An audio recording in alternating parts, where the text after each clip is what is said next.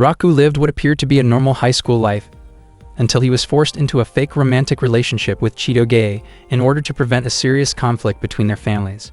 While pretending to be in love, Raku became trapped in a complicated romantic situation as several girls connected to a forgotten childhood promise began to appear in his life, each of them holding a key tied to his past. Pulled between obligation, slowly growing feelings, and a promise he could barely remember, Raku struggled to discover who truly held the key to his heart. 10 years earlier, Raku had made a promise with a childhood friend. Before they were separated, they each wore a pendant. Raku kept a pendant shaped like a keyhole, while his childhood friend carried the key.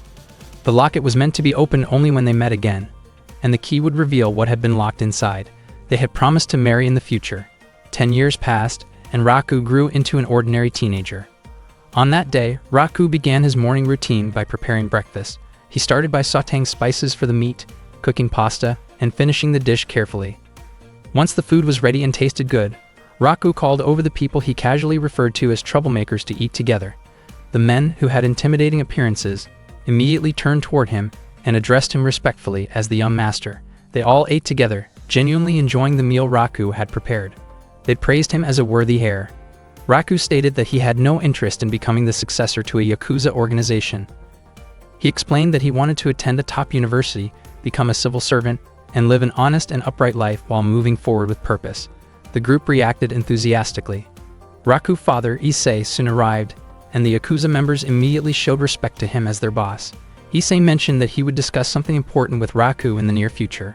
Every day, Raku was escorted to school by his father's subordinates. Other students felt uneasy when they passed by the Yakuza members.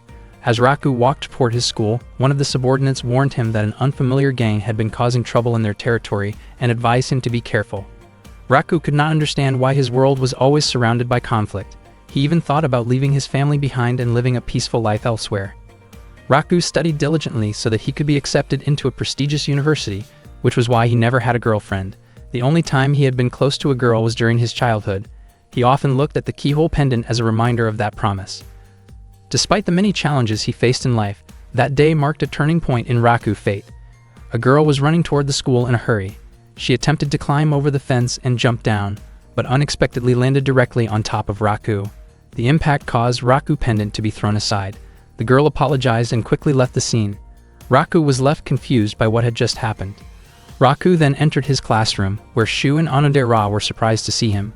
Onodera noticed that Raku's nose was bleeding and showed concern, but Raku reassured her that he was fine. He explained that a girl had accidentally landed on him earlier. Shu was confused, wondering what kind of person would climb a fence and cause such an incident. Raku asked Shu to believe him. Onodera gently handed Raku a bandage to stop the bleeding. Raku was surprised by how close he felt to Onodera at that moment. He even felt that enduring the mishap was worth it just to be near her. Raku felt relieved and happy that he could talk with Onodera, even though he had expected the day to continue going badly. That morning, their homeroom teacher, Hyoko, informed the class that they would be welcoming a transfer student. She then introduced the new student. The transfer student turned out to be the same girl who had collided with Raku earlier that morning. She introduced herself as Chitoge, a transfer student from America with Japanese and American heritage. She spoke Japanese fluently and quickly captured the attention of the class with her bright personality. Her appearance and confidence impressed many of the students, and the classroom atmosphere became lively. Hyoko instructed Chitoge to take a seat in the back row. When Chitoge and Raku locked eyes, both of them were visibly surprised. Raku internally labeled Chitoge as a fierce and troublesome girl, while Chitoge appeared equally displeased. Raku still felt unsettled by the earlier incident, while Chitoge believed she had already apologized sufficiently. The students were shocked by the obvious tension between them. Chitoge was confused as to why Raku continued to dwell on the incident, while Raku felt that the situation had been more serious than she realized. Chitoge grew irritated and viewed Raku as overly sensitive, while Raku responded with equal frustration. Their exchange escalated into visible hostility, startling the surrounding students. Although Raku and Chitoge were seated next to each other, it was clear that the two did not get along at all. Raku was confused because it was his first time ever meeting a girl as annoying as Chitoge. Her personality was completely different from Onodera's and also very different from his childhood friend from long ago. Up to that point, Raku still had not reunited with his childhood friend, and deep down he wished that Onodera could have been his first love. Raku then realized that his keyhole pendant was no longer with him. He remembered that the pendant most likely fell earlier that morning when Chitoge accidentally landed on him. During the school break, Raku asked Chitoge to help look for the missing pendant. Chitoge was puzzled about why she had to help him search for it. Raku explained that the pendant was probably lost when Chitoge accidentally kicked his face earlier. Onodera approached Raku and asked what was going on. Raku told her that he was just trying to find something very important to him. Onodera offered to help, but Raku said that since the pendant was lost because of Chitoge, then Chitoge should be the one helping him look for it. Chitoge reluctantly agreed and asked what kind of pendant she was supposed to find. Raku explained that it was his pendant with a keyhole. Upon hearing that, Onodera looked surprised, as if she recognized the object. Chitoge agreed to search for the pendant on one condition. As a trade-off, Raku was not allowed to talk to her at school ever again, because she disliked boys who complained too much about trivial matters. Suddenly, a teacher showed up and asked Raku to help introduce Chitoge to the school environment. The teacher also assigned them the task of taking care of the school's pet. Raku did not understand why all of this kept happening to him. Chitoge reminded him not to talk to her, but Raku thought it would be difficult to complete their task without communicating, especially since they were not even inside the school grounds at that moment. That day, they ended up spending all their time taking care of the school pet, leaving them with no opportunity to search for the pendant. The next day, during class, Chitoge struggled to keep up with the lesson. Noticing this, Raku gave her his Japanese language notes during the school break because he knew she probably did not have enough time to finish copying everything. Chitoge once again reminded him not to talk to her at school and not to interfere in her business. Raku grew increasingly irritated by Chitoge's attitude. The following day, Raku's class had a physical education lesson, and the students were doing warm-up stretches. At that time, Shu asked since when Raku had become close to Chitoge, because Raku was often seen together with her after school. Raku denied being close to her. Shu commented that Chitoge was very beautiful, and that many boys were curious about her. Raku completely disagreed with the idea of Chitoge being considered beautiful. During the class, Chitoge managed to perform an impressive move on the bar, and her classmates cheered and praised her. In Raku's mind, her beauty felt exaggerated and awkward. Chitoge noticed his reaction and responded by acting recklessly, causing a small commotion that the teachers quickly put under control. When Raku arrived home, he still could not believe Chitoge's wild behavior and wondered what kind of environment she had grown up in. Suddenly, one of the Yakuza members mentioned that there was trouble involving a rival group in Alley 3, and they rushed out to deal with the situation. It could be said that Raku lived in a rather rough neighborhood. The next day after school, Onodera gave Raku some bandages to treat his injuries. Raku mentioned that Chitoge was a very intense and intimidating girl. Even so, Onodera thought that Raku was still being kind to Chitoge, since she had seen him lending his notes to her. Raku felt genuinely happy hearing that. Onodera then asked where Raku had bought the missing pendant. Raku explained that the pendant was a gift from someone 10 years ago. Onodera was shocked to hear that. Raku admitted that he had made a promise, which was why he had to keep the pendant with him at all times. Over the next few days, Raku and Chitoge continued searching for the pendant every time they walked home from school. Chitoge complained because despite searching for several days, they had made no progress at all. Raku then asked why Chitoge had suddenly transferred to the school. Chitoge explained that the move was related to her parents' work, but she refused to go into detail when Raku tried to ask more. She clearly did not want to talk about her personal life with him. As Chitoge walked past Raku, he caught her scent, which strangely made him feel as though he had smelled it somewhere before. After growing tired from searching, Raku went to the riverbank and thought about where he might have encountered that familiar scent in the past. Suddenly, he noticed a disturbance caused by a mafia group nearby. He could not believe that the situation around that area seemed to be getting more and more chaotic. The next day, Chitoge arrived late to help Raku search for his missing locket. She admitted that she was irritated because her friends had been spreading rumors that she was dating Raku. In reality, Chitoge did not feel close to him at all, and every day after school, she still chose to help him look for the locket because she believed it was the right thing to do as a decent person. At the same time, Onodera was walking toward Raku because she wanted to help with the search as well. However, she ended up overhearing a heated argument between Raku and Chitoge. The two of them were caught in a tense exchange, blaming each other for the situation. Chitoge could not understand why Raku was panicking so much over a lost locket. In her view, Raku was the type of guy who overreacted to small things, almost like someone who could not sleep without a childhood comfort item. Chitoge acknowledged that it made sense if the locket had been given to Raku by a girl he cared about, but she still could not understand why he kept clinging to such a childish memory from the past. She believed that the girl who gave him the locket had probably already forgotten about it. Chitoge continued to speak harshly, which eventually made Raku lose his temper. He told her to leave if she truly did not want to help anymore. Heavy rain began to fall, and Chitoge immediately walked away after Raku raised his voice at her.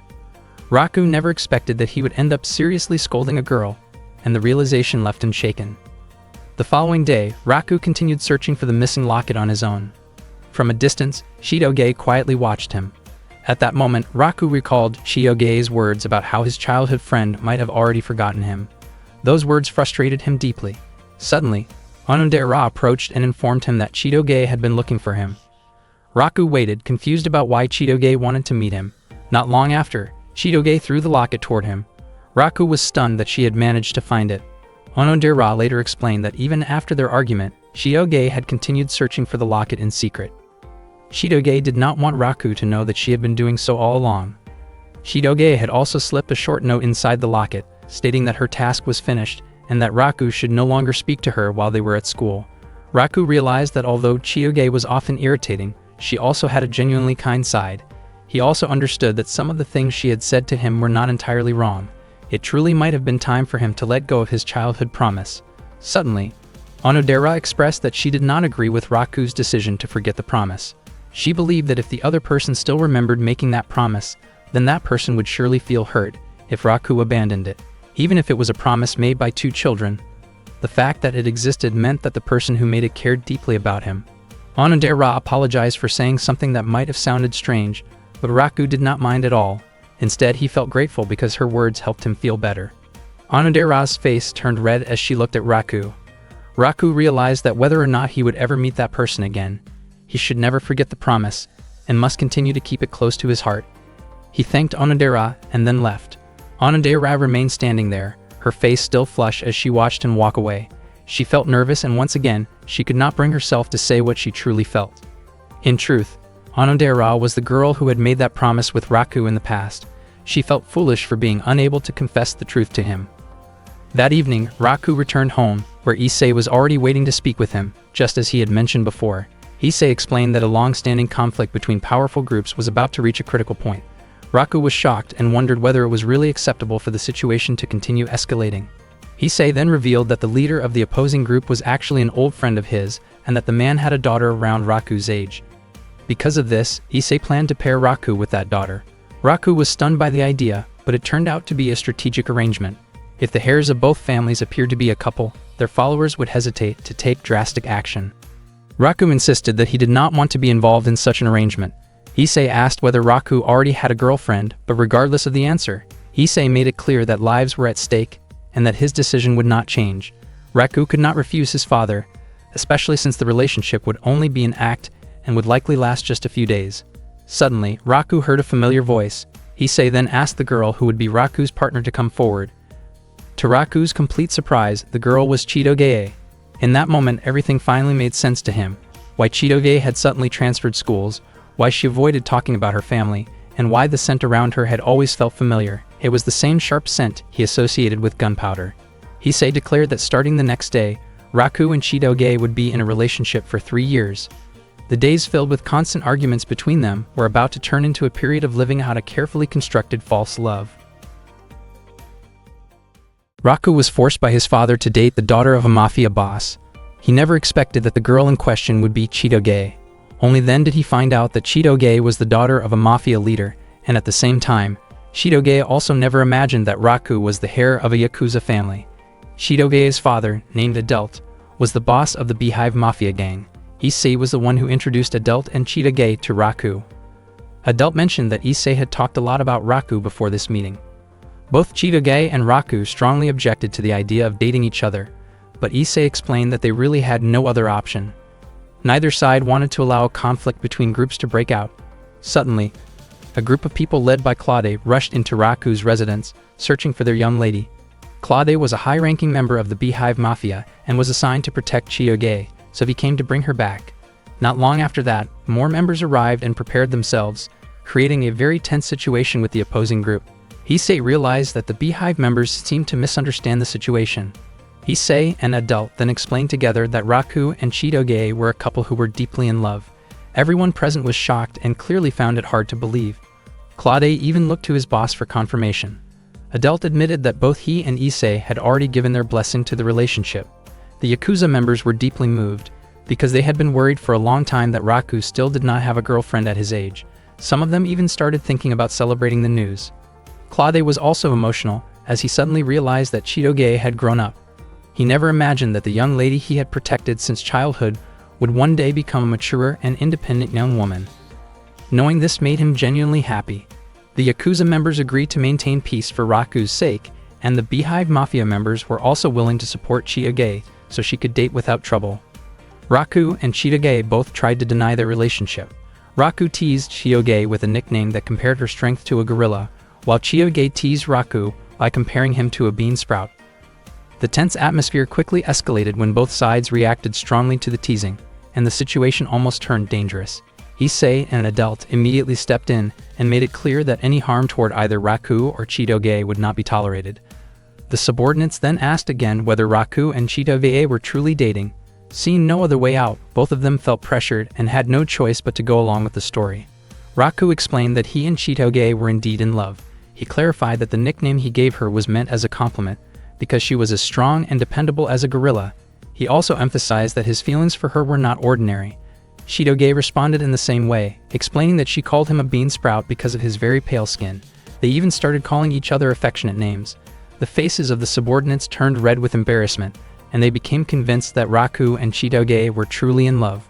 That night, Raku and Chitoge sat together while looking up at the sky. They felt unable to complain about the situation, since they had no real choice other than to go along with it. Chitoge admitted that she did not even know what people were supposed to do while dating. Raku also confessed that he had no idea because he had never dated anyone before. Chitoge then admitted that she also had no dating experience, since she was not very good at romantic things. Raku thanked Chitoge for finding his locket. Chitoge explained that she felt bad hearing Raku constantly worrying about it. She became curious about why the locket was so precious to him and wondered if it was connected to someone important from his past. Raku then shared that the locket had been given to him by someone 10 years earlier. When his father once took him on a trip, he became close to a girl he met there. Before they parted ways, the girl gave him the locket as a symbol of their promise to meet again someday. Raku could no longer remember her name or face, but he still remembered the promise itself. He assumed that Chitoge might dislike something like that, because it involved holding on to the past. Chitoge explained that what she truly disliked were men who remained stuck in past mistakes and never tried to change themselves. As for a romantic promise like that, she actually found it sweet. Raku started thinking about ways to handle the situation, since dating Chitoge would definitely be exhausting for him. Chitoge, on the other hand, was also reluctant to date Raku. In the end, the two of them continued to tease each other, even though neither of them was happy about being in this relationship. The next morning, when Raku woke up from his sleep, one of his father's subordinates informed him that a guest had come to see him. Raku immediately went to meet the visitor and was surprised to find Chitoge there with her father. With a teasing grin on her face, Chitoge invited Raku to go on a date that very day. Hearing this, Raku was taken aback. He wondered why he had to go on a date with Chitoge. It turned out that because they were considered to be a couple, they were expected to do activities that couples normally do, such as going on dates together. Raku and Chitoge walked around the downtown area together. Unbeknownst to them, members of the Beehive Mafia and the Yakuza were watching them from a distance. Chitoge did not understand why she had to be put in a situation like this. According to Raku, there was no other choice but to go along with it, and he asked what they should do next. Chitoge admitted that she did not know either, because in her opinion, it was usually the man who was supposed to take the lead. Raku had never dated anyone before, but he had often imagined his ideal date with Onodera. In his imagination, they would chat together at a cafe, watch a movie, eat a meal together, and take a relaxing walk through a beautiful park. Raku suggested that they visit a cafe, but to his surprise, Chitoge kept criticizing the drinks and food that were served. After that, they went to a movie theater. Chitoge chose an action-packed movie, while Raku preferred an emotional film that was currently very popular. In the end, they decided on a romantic movie, since that was the kind of film people usually watched on dates. However, Chitoge ended up falling asleep before the movie was over. Raku never expected that a girl like Chitoge would look much cuter while sleeping than when she was being loud and restless. After the movie ended, Chitoge asked Raku to buy her some juice because she was thirsty. Raku felt irritated and realized once again that Chitoge really did not have a soft or gentle side at all. While Raku was buying the juice, Chitoge was approached by a group of rude men. She said that she was waiting for someone, but they kept bothering her. Even Claude and the others who were keeping watch from afar felt annoyed by the situation. The men continued to bother Chitoge, and she was already preparing to deal with them herself. Suddenly, Raku returned, grabbed Chitoge by the arm, and pulled her away as he started running. Chitoge was shocked and could only follow wherever Raku led her.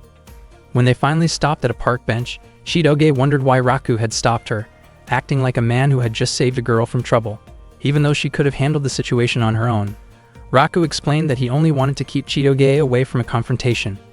He did not intend to defend the men, but he believed that if Chitoge lost her temper and caused a scene, people might end up judging her unfairly. Raku reminded her not to lower herself to that level. Hearing this, Chitoge's face turned red. She admitted that she also did not want to waste her time dealing with people like that. Raku realized that this was the first time in his life that he had held a girl by the arm. Chitoge commented that going on a date with Raku was annoying, boring, and full of unwanted advice, which completely ruined her mood. Even so, she admitted that it was not the worst experience ever, and she even added 1 extra point to the score if their date were rated out of 100. After saying that, Chitoge quickly walked away. As she continued down the street, Chitoge kept thinking about what had happened earlier. It was the first time she had ever been led by a man like that, and she felt that it was a mistake. Meanwhile, Raku did not understand what Chitoge actually wanted. He thought that if he had gone on a date with Onodera instead, his dream might have come true already. Suddenly, Onodera appeared right in front of him. She was surprised because she had just heard Raku say her name. Onodera asked what Raku was doing there, and Raku reacted in panic when he saw her. He then asked what Onodera was doing in that area. Onodera explained that she was on her way home after shopping with a friend. In truth, she had wanted to surprise Raku, but she ended up being the one who was surprised when she heard him mention her name. Onodera became curious about what Raku had been thinking. Raku's heart started beating fast as he saw Onodera looking straight at him. At that moment, Chitoge was in the restroom. By chance, she overheard her father's subordinates talking.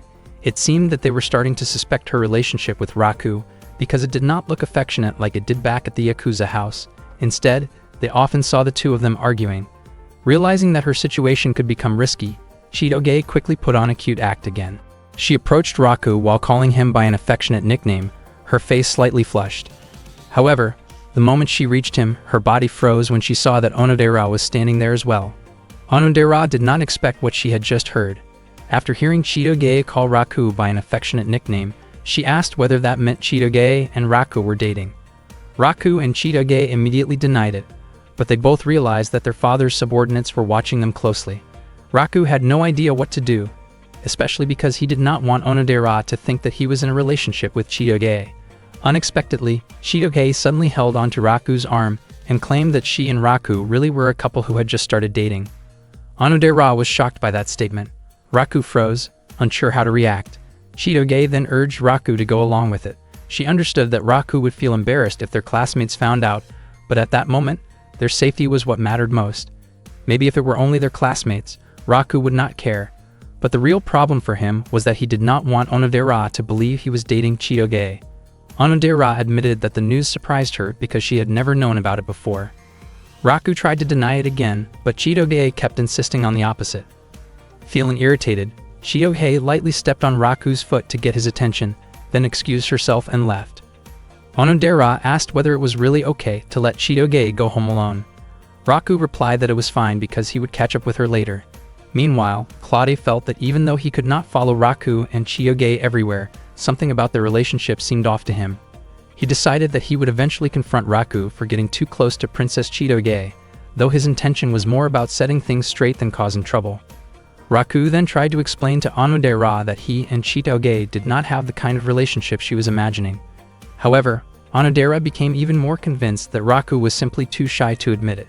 She said that she understood his feelings, but in her view, Raku did not need to treat Chitoge so coldly because it came across as unkind. Onodera also felt that Raku and Chitoge looked very compatible and even seemed like a couple deeply in love. Raku never expected Onodera to believe the story so completely.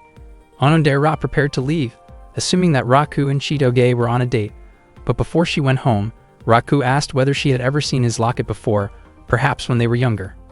Onodera said that she had never seen a locket like that at all, and she suggested that Raku should hurry and find Chitoge.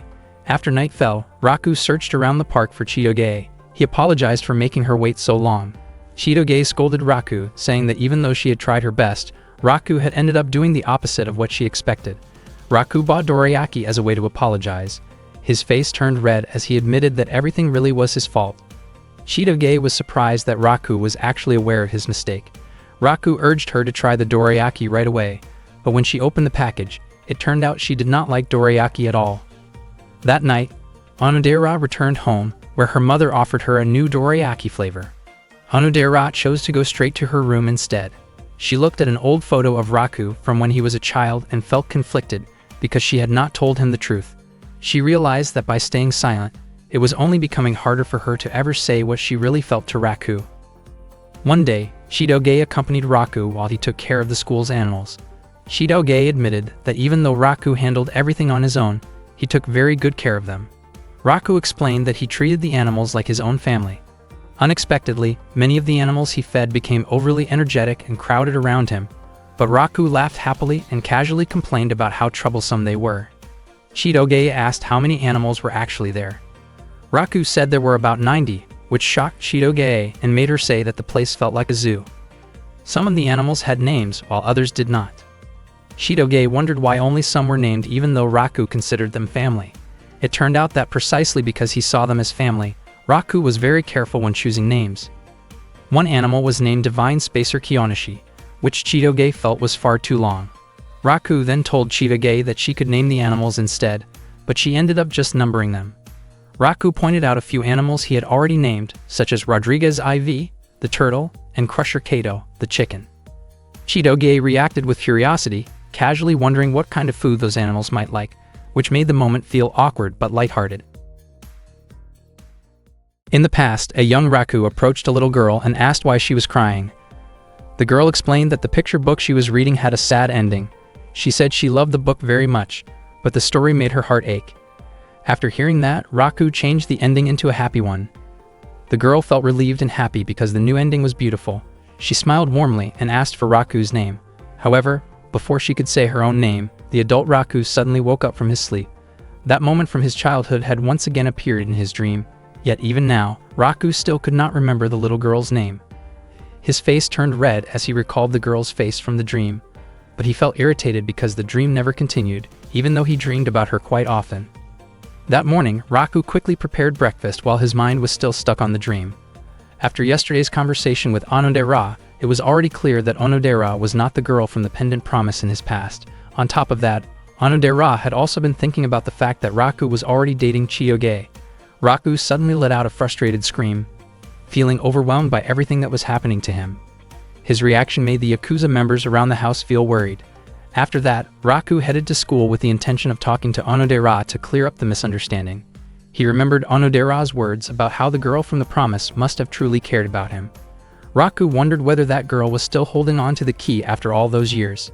Suddenly, Chitoge greeted Raku affectionately from across the street. Raku was surprised to see how exhausted Chitoge looked. She explained that she was tired because of what happened the day before. It turned out she had been overwhelmed by endless questions about her relationship, asked by her father's subordinates. Chitoge felt irritated because even at home, she could not catch a break. Raku realized that school might be the only place where they could relax, even just a little. Chitoge wondered how long this situation would last and whether it really had to continue for 3 years. According to Raku, the most troublesome person was Claude, since he was completely suspicious of their relationship. Raku asked where Claude was at that moment, but Chitoge did not know because she had not seen him yet that day. For Chitoge, the most important thing was making sure their relationship did not become known at school. She reminded Raku to explain things to Onodera, because if Onodera misunderstood and spread rumors, it would cause more problems. Raku felt confident that Onodera was not the type of person who liked gossiping. As soon as Raku opened the classroom door, he saw Onodera chatting with 2 of her friends. Onodera immediately greeted him. Just as Raku was about to explain what had happened the day before, all the students in the class suddenly congratulated him and Chitoge on becoming a couple. Their classmates hoped that the relationship would last all the way to marriage. Raku quickly tried to deny it, but Shu explained that on the previous Saturday, Itano and Shirogasaki had seen them together and assumed their relationship was real. Shu admitted that he felt jealous, since he never expected Raku to be the first one to get a girlfriend. Some of the male students wondered why Chitoge would choose someone as ordinary as Raku to be her boyfriend. Their homeroom teacher Kyoka was also surprised by the relationship between Raku and Chitoge.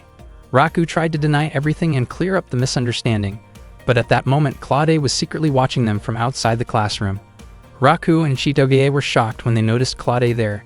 Claude was eagerly waiting to see how Raku would explain their true relationship, since he was ready to remove Raku if it turned out that Raku was not truly dating Chitoge.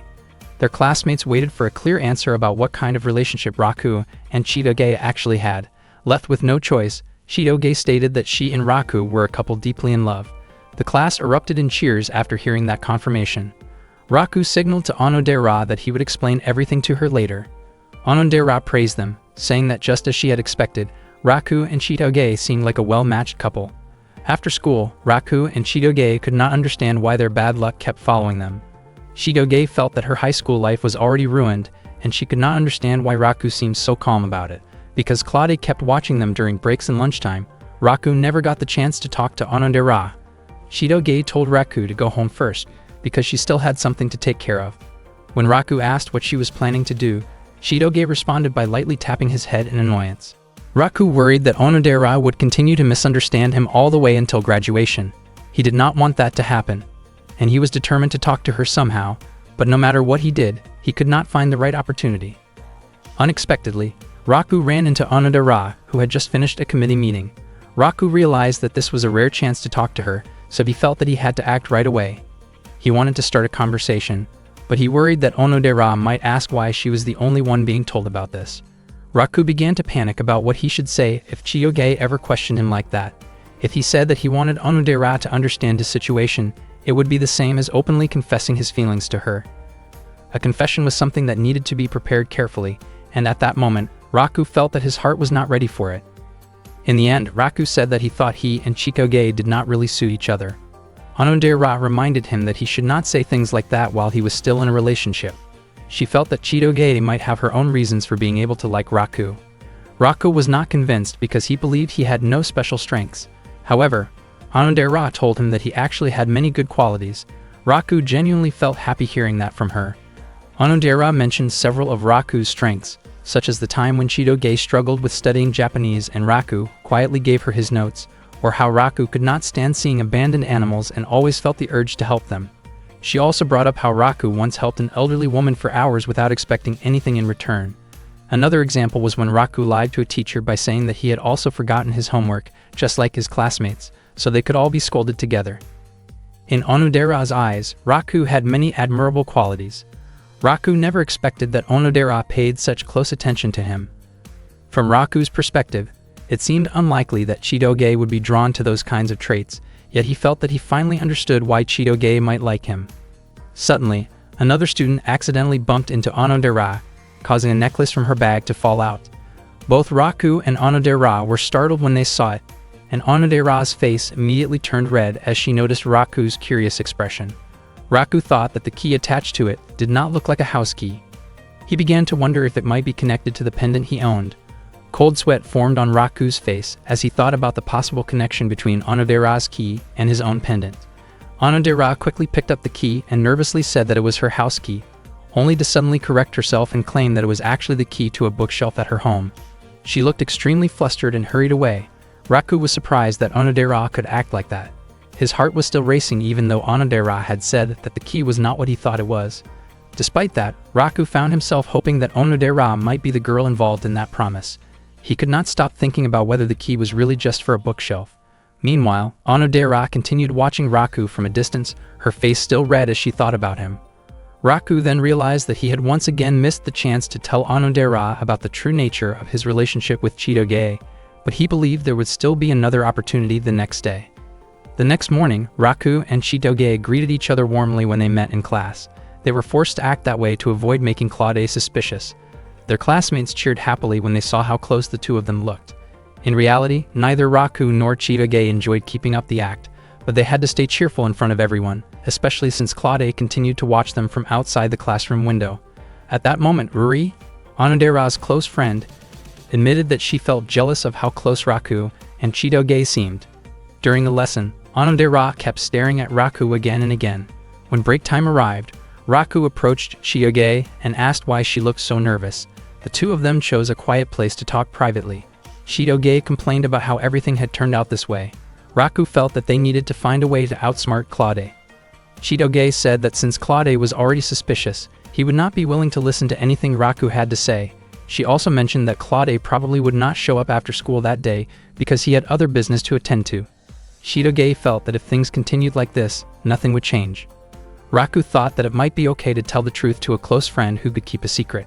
He believed that if someone else knew about their situation, the burden on his shoulders might feel a little lighter. Chitoge told him that he should be the one to say it first. After that, she did not want Raku to keep talking with her. She even asked him to go home first because she had something to take care of. Raku was confused about why Chitoge suddenly started acting that way. That afternoon, Raku was heading home together with Shu. Shu had not expected Raku to open up about Chitoge to him. Raku felt confused because he believed he had not done anything wrong, yet Chitoge had acted strangely toward him. According to Shu, girls were naturally sensitive. Shu even wondered whether Chitoge's lips might feel soft, but Raku explained that nothing like that had ever happened between him and Chitoge. Shu said that he was willing to listen to Raku's worries because he was Raku's close friend. The two of them went to a spot near the river to talk. Raku explained Chitoge's behavior that day, while Shu admitted that he did not really understand the idea of keeping secrets from friends. Raku still could not understand why Chitoge had suddenly started acting that way, or perhaps she was simply in a bad mood. Shu guessed that Chitoge might be having trouble fitting in socially. Raku thought that if Chitoge had close friends, her secrets would not feel like such a burden. It seemed that Chitoge truly did not have friends. Although she had spoken with other girls before, she never acted close to anyone other than Raku.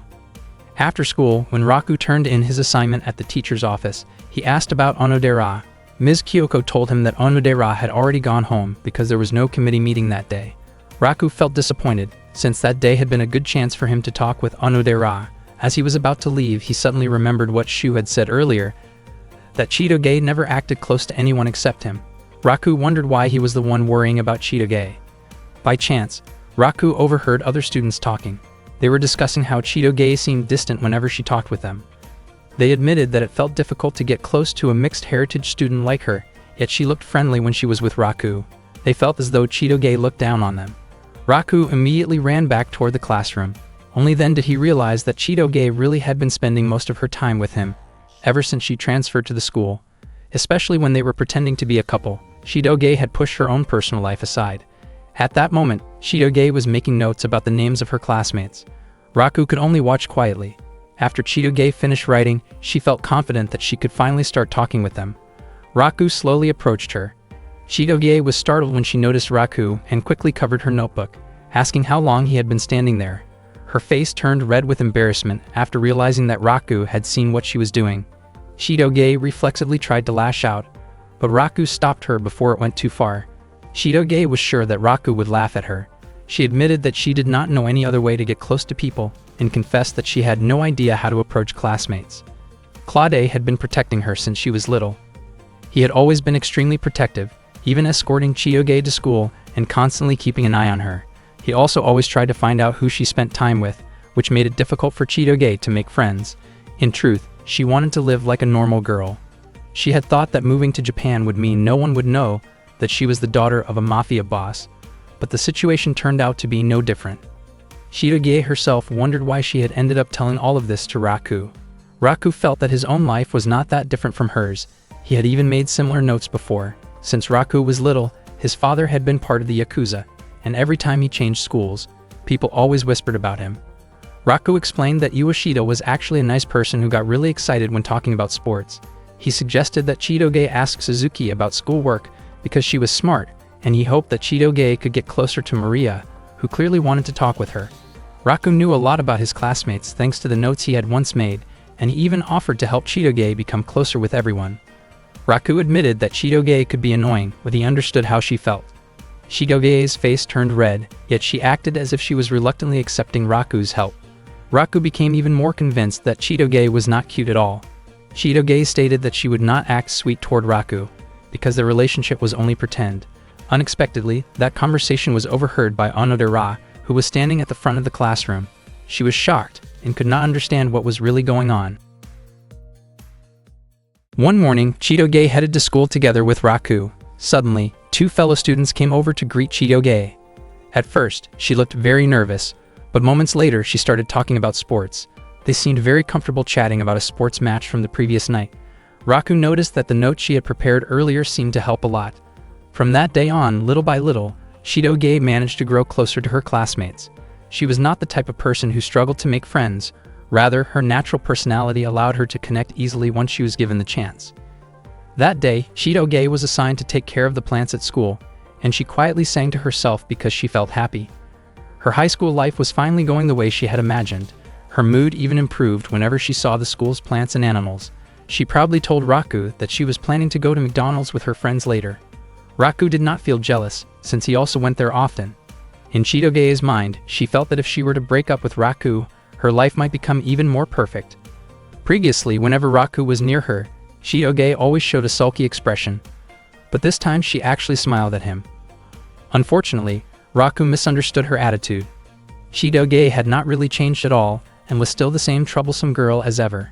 At the same time, Ruri and Onodera were watching them from a distance. Ruri did not like how close Raku and Chitoge seemed to be. Instead, she was worried about Onodera's feelings, since she realized that her best friend had feelings for Raku. Hearing this, Onodera was surprised and tried to deny it, but Ruri was completely convinced that Onodera liked him. Onodera felt that she was nothing more than an obstacle, because Raku already had a girlfriend.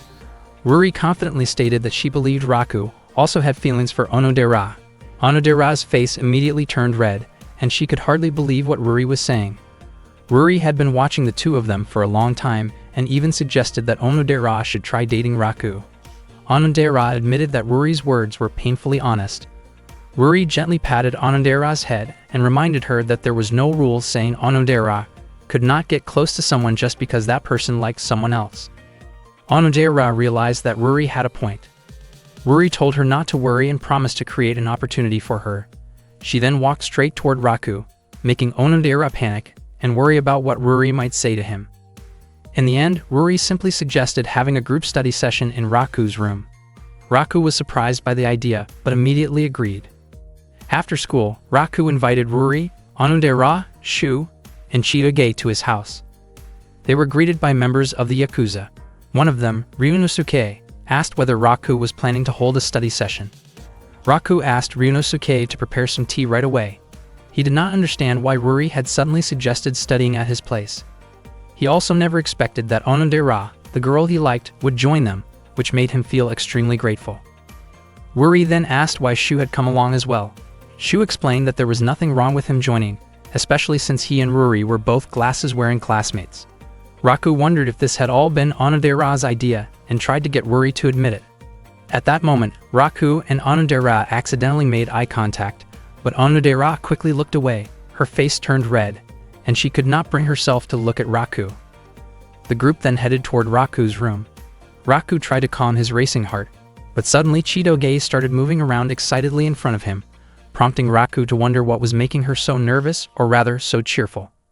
Chitoge admitted that it was her first time ever studying in a group with friends, and wondered if it was wrong for her to feel that happy.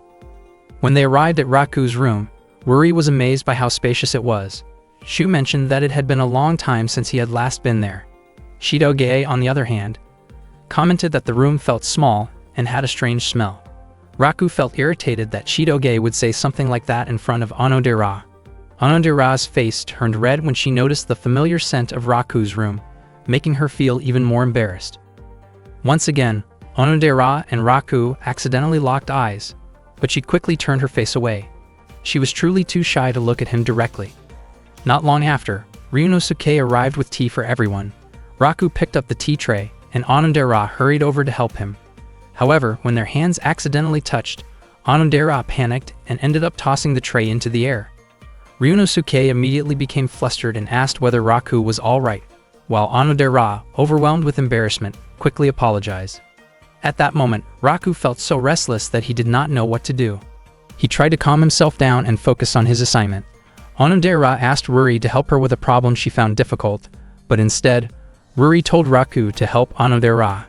Onodera was surprised and wondered why Ruri had pointed her toward Raku instead.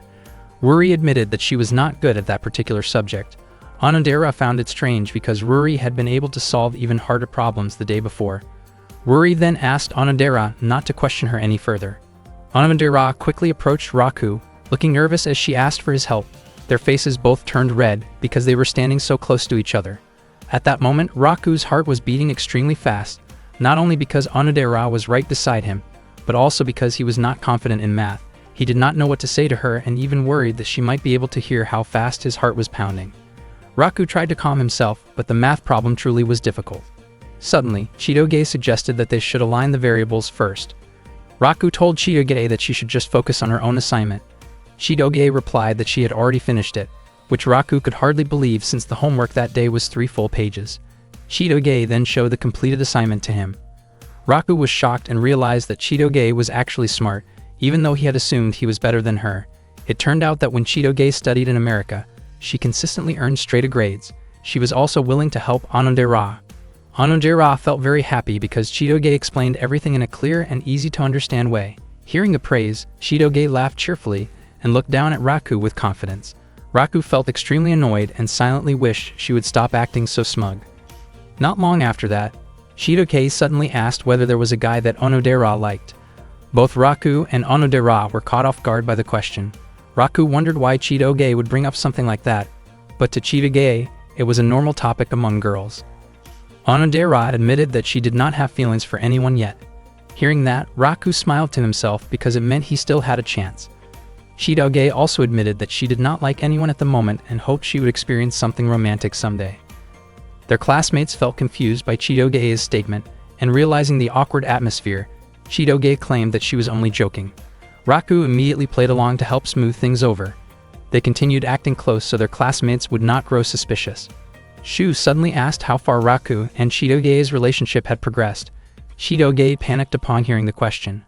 Raku quickly stopped Shu from continuing and led him outside, clearly uncomfortable with the topic. Raku warned Shu not to talk about things like that. He then explained the fake dating situation and asked Shu to keep his secret. However, Shu revealed that he had known from the start and had only pretended not to know so he could enjoy the situation. Raku was surprised that he had ended up telling Shu everything. Shu advised Raku not to let Onodera misunderstand anything and suggested that Raku should be honest and confess his feelings to her. Shu even offered to help, as he believed that Onodera had feelings for Raku as well. Raku was shocked and felt that such a possibility was hard to believe. Raku and Shu then returned to the others. Raku kept thinking that if Onodera truly liked him, his life would become incredibly happy. Unbeknownst to him, several Yakuza members were watching from a distance. They were suspicious because there seemed to be no progress in Raku and Chitoge's relationship. Even inviting Chitoge to his house required bringing other friends along. The Yakuza members decided to help Raku grow closer to Chitoge. They asked Raku and Chitoge to retrieve some expensive tea stored in the warehouse. Ruri felt relieved because she had been feeling awkward around Onodera at the time. When they arrived at the warehouse, Raku asked Chitoge to go inside with him, but she refused and chose to wait outside. Suddenly, someone pushed them both inside and locked the door from the outside. It turned out that the Yakuza members had done it on purpose to give Raku and Chitoge time alone together. Raku repeatedly knocked on the warehouse door, but it was no use. He wondered why the Yakuza members would go that far, especially after they claimed they could only help up to that point. Despite the situation, Raku remained calm because he believed they would eventually find a way out, especially since there was a ladder and a window inside. He apologized to Chitoge for the Yakuza members' actions. Unexpectedly, Chitoge held on to Raku tightly from behind. She was extremely frightened and reacted defensively when she realized how close they were. Chitoge admitted that she felt uncomfortable in dark, confined spaces due to a past experience where she had been stuck inside a washing machine for several hours. She asked Raku to stay still because holding on to him helped her feel calmer. At that moment, Raku realized that there was another side to Chitoge he had never seen before. Being so close to her, he became aware of her shaky breathing and her teary eyes, and he could sense the warmth of her presence. Raku admitted to himself that Chitoge truly had a gentle and charming side. However, he quickly pushed those thoughts away, reminding himself that he had already decided to give his heart to Onodera. Chitoge noticed a ladder and wondered whether they could get out through the window, but her condition at the time made it impossible for her to climb. She asked Raku to go out first and look for help, yet he could not bring himself to leave her alone in the storage room. He believed the Yakuza members would eventually open the door, so he chose to stay and keep her company. Chitoge grew irritated, feeling that Raku was trying too hard to act cool in a way that did not suit him. After that, she suggested that they talk. because staying silent would only make her feel more scared. Raku did not even know what they were supposed to talk about. Chitoge suggested that he tell an amazing story, but Raku admitted that he was not good at talking about things just like that. She then asked how he felt about Onodera at that moment. Raku was startled and wondered why she suddenly brought that up. According to Chitoge, Onodera seemed like an impressive person who was sweet and friendly, so she felt she could probably get along well with her. Raku admitted that Onodera really was kind, warm, and thoughtful. He also thought that she was beautiful, neat, charming, and feminine, and he felt confident that Onodera was the kind of girl many people would admire. Chitoge asked whether Raku might be hiding feelings for Onodera. He panicked, realizing that she had noticed. Chitoge admitted that she agreed with his opinion about Onodera. She then suddenly wondered why everyone kept bringing up questions about kissing and whether it was really that important. Raku did not understand why people enjoyed talking about that topic so much. Chitoge commented that she would rather face something extreme than ever kiss Raku, though the remark came off as exaggerated and emotional rather than serious. Raku became convinced that she had never kissed anyone before. Chitoge, on the other hand, suspected that Raku was the inexperienced one, while she claimed to have kissed many people, explaining it as a form of greeting in other countries. Raku pointed out that they were talking about kissing on the lips, not a friendly greeting on the cheek. They kept arguing back and forth about the subject. As the debate went on and became more heated, Raku unexpectedly stopped feeling scared. Because of that, Chitoge felt confident that she could finally climb the ladder. She quickly stood up, but then she stumbled and her body landed right in front of Raku. Their faces turned red because they were suddenly so close that it looked as if they were about to kiss. At that moment, Claudia arrived and opened the storage room door. Seeing how close they were, he teased Raku, implying that he should not rush things like that.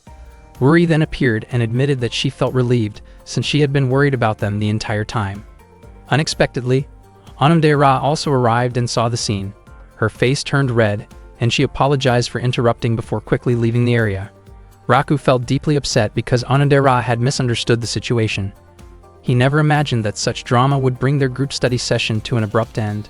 That night, after taking a bath, Chitoge read through a friend's notebook.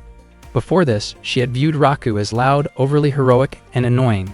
She added a note about him, writing that he might possibly have a good side, though it seemed like it was probably just her imagination.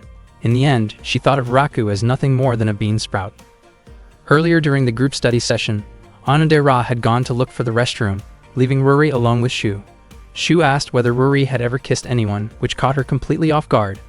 Ruri refused to answer and wondered why Shu was suddenly acting so familiar with her. She brought up her suspicions about the relationship between Raku and Chitoge, feeling sure that Shu knew something. But he only continued teasing her, making her feel uncomfortable and turned off by his attitude. Meanwhile, Onodera became confused about where the restroom was and decided to ask Ryunosuke for directions. That day, during the break, Raku bought a drink from the school vending machine. His mind was still stuck on what had happened at his house the day before. He desperately wanted to forget the incident with Chitoge in the storage room, but he could not stop worrying about Onodera, who might have misunderstood what she saw when Raku and Chitoge were together there. When Raku reached the area near the classroom, he noticed Ruri trying to cheer Onodera up and telling her not to stay gloomy. Onodera explained that she felt like she could not interfere in someone else's relationship. Unfortunately, Raku could not clearly hear their conversation. Ruri then asked why Onodera was still keeping that key and whether she was still searching for the boy she had made a promise with 10 years ago. Hearing this, Raku began to wonder if Onodera might be the girl from that promise long ago. Ruri continued encouraging Onodera to give herself a chance to express her feelings to Raku and even planned to ask Chitoge for help. Ruri was very confident that Raku truly liked Onodera, especially because she strongly suspected something complicated about the relationship between Raku and Chitoge. That same day, Ruri asked Chitoge for help by inviting her to join the school swimming team. Ruri explained that the swimming team would hold a group practice the next day, but they were short on members. She chose Chitoge because of her excellent athletic ability. Chitoge did not mind at all since she genuinely enjoyed sports, although she was surprised to see Raku there as well. Raku was confused about why Ruri had invited him, considering it was a girls' swimming team. Ruri explained that she needed Raku's help to support someone. Raku, however, was still distracted by the conversation about the 10-year promise that Ruri and Onodera had earlier that morning, making it hard for him to focus. Suddenly, Onodera arrived and was confused about why Ruri had signed her up for the swimming team even though she could not swim. Raku was startled when he saw Onodera in a swimsuit. He had not expected how sweet and charming she looked in it. Onodera became extremely nervous upon noticing Raku, while Raku kept wondering why she continued carrying the key she referred to as a bookshelf key. Onodera's face turned red as she stood there, unsure of what to do. Shidoge quickly scolded Raku for staring too much and snapped him out of it. At that moment, Onodera began to wonder if Raku might actually have feelings for her. She felt awkward being so close to him. Suddenly, Ruri casually brought up what Raku and Shidoge had been doing together in the dark storage room the day before. The question shocked everyone, and Onodera was confused as to why Ruri would mention that. Raku explained that it had only been an accident caused by losing balance. Hearing this, Onodera felt relieved and realized that Ruri had asked the question for her sake. Ruri then made sure that nothing inappropriate had happened between them. Not long after, Shu approached them, having come specifically to watch Onodera and Chidoge help the swimming team. He was clearly impressed by Chidoge and Onodera, though he showed no such interest in Ruri. Annoyed by his attitude, Ruri pushed Shu into the pool to shut him up. She then firmly warned him to stop causing trouble. Ruri explained that she had asked Raku to help teach Onodera how to swim. Both Raku and Onodera were shocked to hear this. Chidoge looked excited, while Raku became visibly nervous. Onodera's face turned bright red when she realized that Raku would be the one teaching her.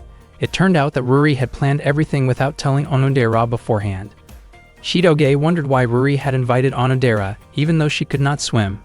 Onodera apologized to Chidoge for the sudden situation, but Chidoge did not mind at all and even said that she was enjoying herself.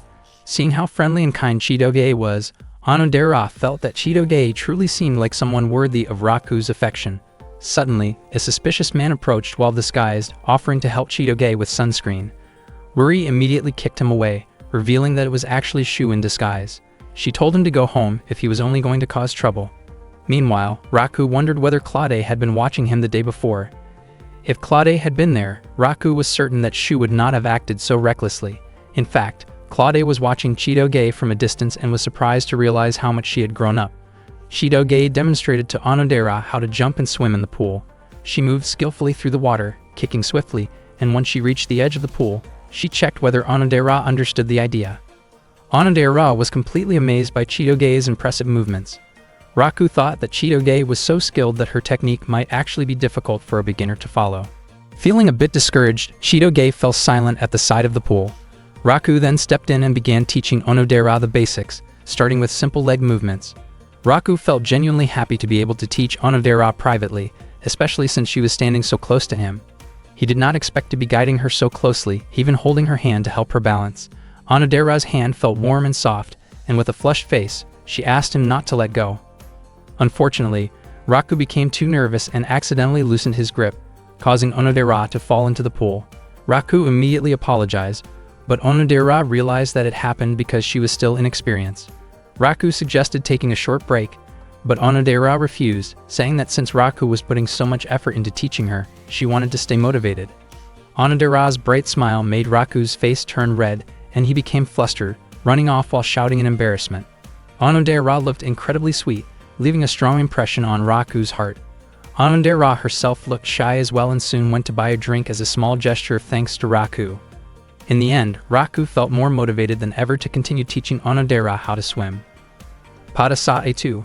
Raku noticed Onodera's key lying there. He slowly moved closer to it, thinking that if the key really was the one from 10 years ago, and if Onodera was the person who had made that promise with him back then he could end up marrying Onodera. For now, the most important thing was to confirm whether the key could open his locket. Raku then tried to insert the key into the keyhole of his locket. Unexpectedly, the key would not fit at all, and he suspected that it was a different key. Suddenly, Onodera arrived carrying tea together with Chiyoge and Ruri. Raku was startled by their sudden appearance. Onodera looked confused and wondered why Raku was holding what appeared to be a key from the girls' changing room. The situation quickly escalated, and they restrained Raku, completely misunderstanding what was happening and assuming the worst about his intentions. Raku desperately tried to explain the misunderstanding, but they did not listen. He himself was confused about why the changing room key had such a strange design. Ruri explained that the principal had designed it and that the principal's taste seemed old-fashioned. Onodera believed that everything was just a misunderstanding and that Raku was not the type of person who would do something inappropriate. Hearing Onodera defend him like that deeply moved Raku. Because of Onodera's trust, Ruri released Raku and asked him to continue teaching Onodera how to swim again the next day. Raku thanked Onodera sincerely for believing in him. Ruri then apologized to Chitoge for having to borrow Chitoge's boyfriend to help Onodera practice swimming. Chitoge became flustered when Ruri mentioned the word boyfriend, and her reaction made Ruri even more suspicious. The next day, Raku returned to the swimming pool to teach Onodera again. Not long after that, Chitoge came over to them.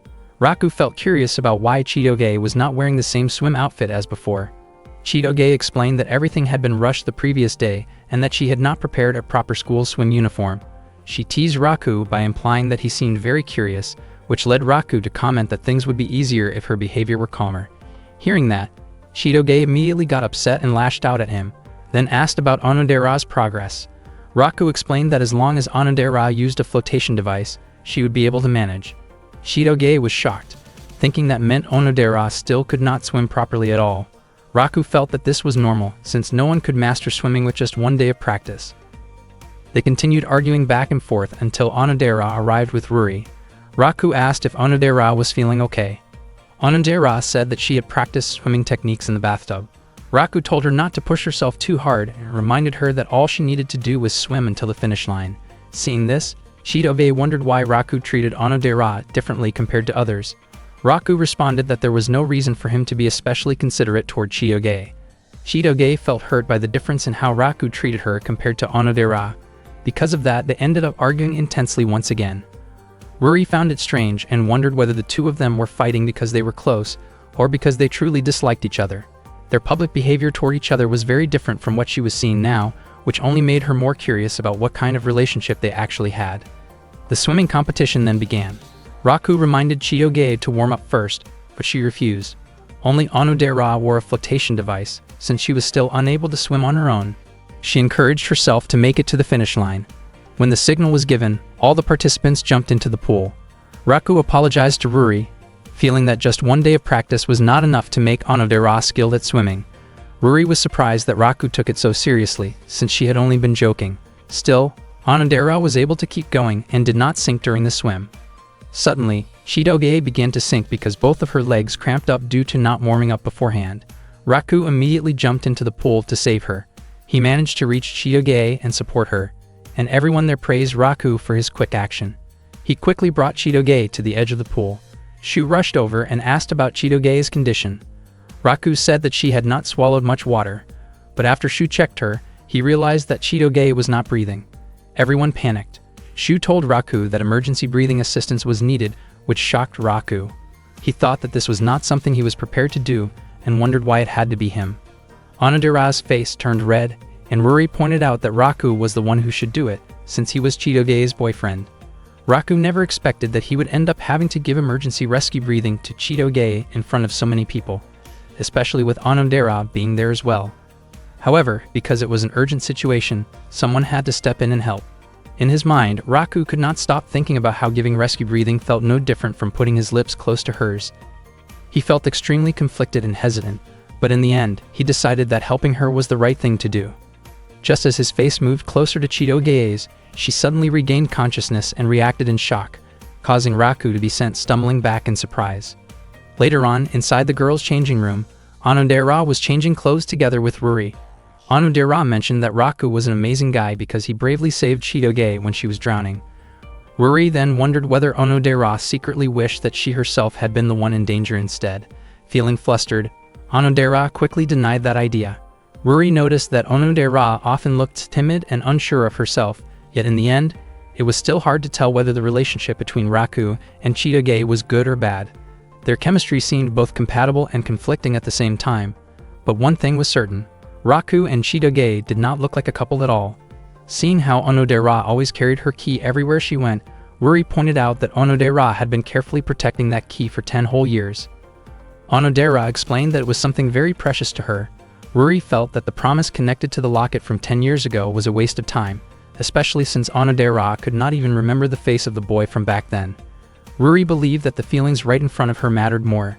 Still, she also thought that the love from 10 years ago was connected to the feelings in the present, and she was convinced that Raku had simply mistaken the changing room key for the locket key the day before. Meanwhile, Raku was waiting outside while the girls were changing clothes when Shu suddenly approached him and brought up the incident at the swimming pool earlier. Shu then teased Raku by asking who he would choose between Onodera and Chidoge, making immature and inappropriate comparisons that crossed the line. Hearing that careless conversation, Chidoge reacted immediately and, in her frustration, pushed both of them back into the pool to put a stop to it. Back when Chidoge was still in middle school, she once made chocolate for Valentine's Day. The subordinate members of her father's mafia group were asked to try it. The chocolate she made was actually quite bitter and tough to chew, but because they were intimidated by Claude, they forced themselves to praise it and said that Chidoge's chocolate was the best they had ever tasted.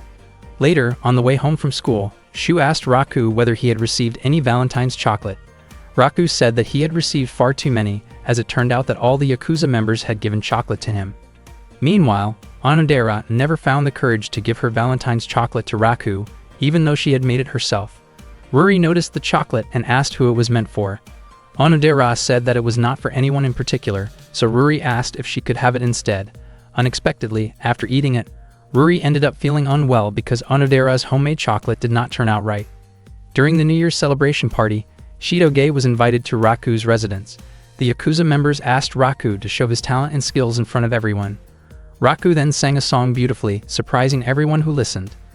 At that moment, Chidoge realized that Raku was actually very talented when it came to singing. One day during the lunch break, Chidoge had lunch together with Ruri and Onodera inside their classroom. She opened the lunchbox she had brought from home, and the moment the lid was lifted, Ruri and Onodera were stunned by what they saw. Inside were fish roe, foie gras, caviar, lobster, fried pork cutlets, shark fin spring rolls, and even a filet mignon steak. Onodera became curious about what kind of job Chidoge's parents actually had. Chidoge looked nervous and said that she came from a normal family. Ruri found it hard to believe and realized that Chidoge was actually from a wealthy background. Chidoge herself noticed that the lunch she brought did not look ordinary at all. The three of them were getting closer and agreed to call each other by their first names only. Nearby, several male students looked delighted while watching the friendly interaction between the three beautiful girls. Chidoge apologized because she had been disqualified from the swimming practice match, even though she was supposed to help Ruri's team. Ruri said it was not a problem, especially since she had been the one who pushed Chidoge too hard from the start, and she was just relieved that Chidoge was still okay. Even though Ruri had done it for Onodera's sake, she still felt deeply guilty. Chidoge explained that the reason she had sunk was because of Raku, since everything he had said before the practice match had annoyed her. She even felt that, while she was unconscious, Raku had still tried to startle her, and in her eyes, he was nothing more than someone beneath her. Onodera then told Chidoge that the person who saved her was actually Raku. Chidoge's face instantly turned red, as she could not believe that the soft and unreliable Raku had helped her. Onodera said that Raku's actions the day before had been impressive, especially when he suddenly dove in to save Chidoge. Onodera also felt uncomfortable hearing Chidoge describe Raku in such a demeaning way. Chidoge began to feel bad for having lashed out at Raku twice. Ruri said that it was not too late for Chidoge to apologize and thank him properly. Chidoge insisted that she could never do something like that, but Onodera encouraged her and even offered to help. Chidoge eventually went to see Raku. She looked nervous about bringing up what happened the day before, but Raku misunderstood and thought she was talking about Shu's comment about her stomach looking a bit round. He promised he would never tell anyone about it. Chidoge was shocked, since that was not what she meant at all. Raku was also confused about why Chidoge had been so rough with him the day before, even though he had not said anything offensive. He even suggested that she might feel better if she balanced her diet by eating more vegetables and less meat. Chidoge became irritated and reacted harshly toward him again. After that, she tried once more to apologize, this time asking about Raku's favorite food. Instead of understanding her intention, Raku suspected that she might be planning something unpleasant and wondered what she was actually trying to do. Earlier, Onodera had suggested that Chidoge give Raku something as an apology. Chidoge handed him a peanut butter bread as a way to thank him for what happened the day before, but Raku said that he preferred chunky red bean paste instead. Chidoge grew annoyed once again and responded sharply toward him. Chidoge still did not give up and tried to meet Raku again later. She brought up the incident from when she had sunk in the pool and said that she had only just learned that Raku was the one who saved her. She admitted that she never expected Raku to be someone who could act so bravely. Raku's face turned red after being described as brave by Chidoge, and it was a relief to him that she did not feel uncomfortable about his attempt to help her breathe. Raku admitted that he had panicked because Chitoge had stopped breathing. Chitoge was surprised and wondered if Raku had truly been worried about her. Raku then asked why she did not seem bothered by it, even though it had been a first-time experience for him. Chitoge misunderstood and thought he was talking about saving her from drowning. She said that it did not scare her at all and that she actually felt happy about it. Raku was confused about why Chitoge felt that way and did not see it as a serious issue.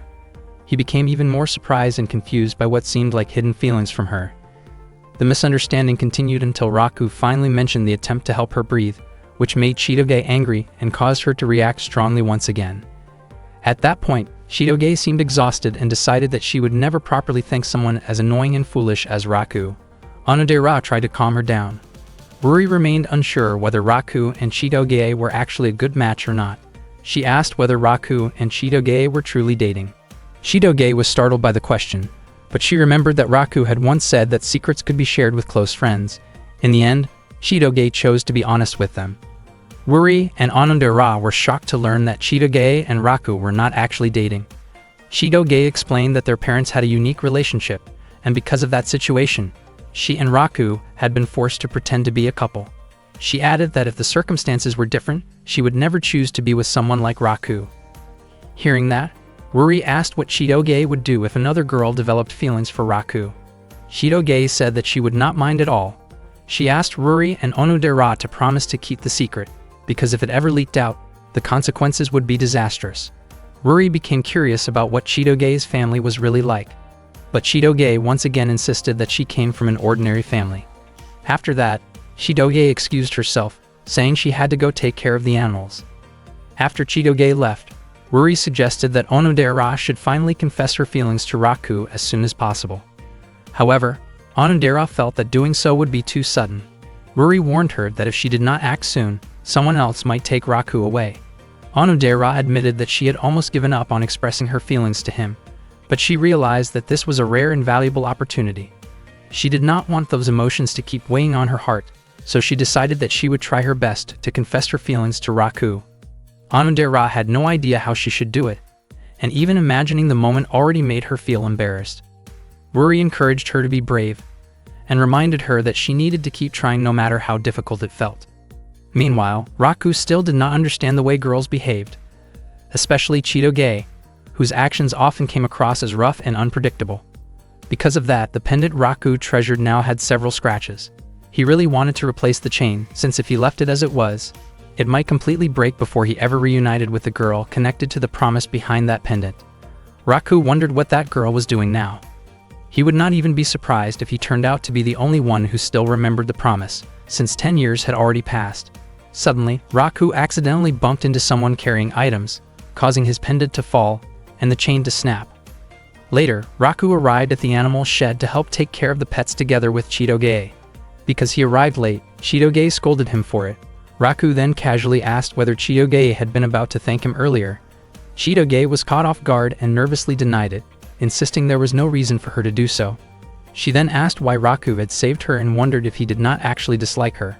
Raku felt that of course he would help her, since he did not have time to think about things like personal grudges in that moment. He explained that his body had moved on its own without him realizing it. Raku believed there was some kind of hidden connection between the two of them. Even though their relationship was only an act, they were still technically a couple. Chitoge stayed silent, which made Raku think she had not heard him.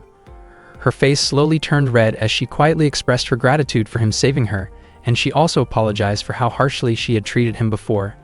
After that, Chitoge said she was heading home.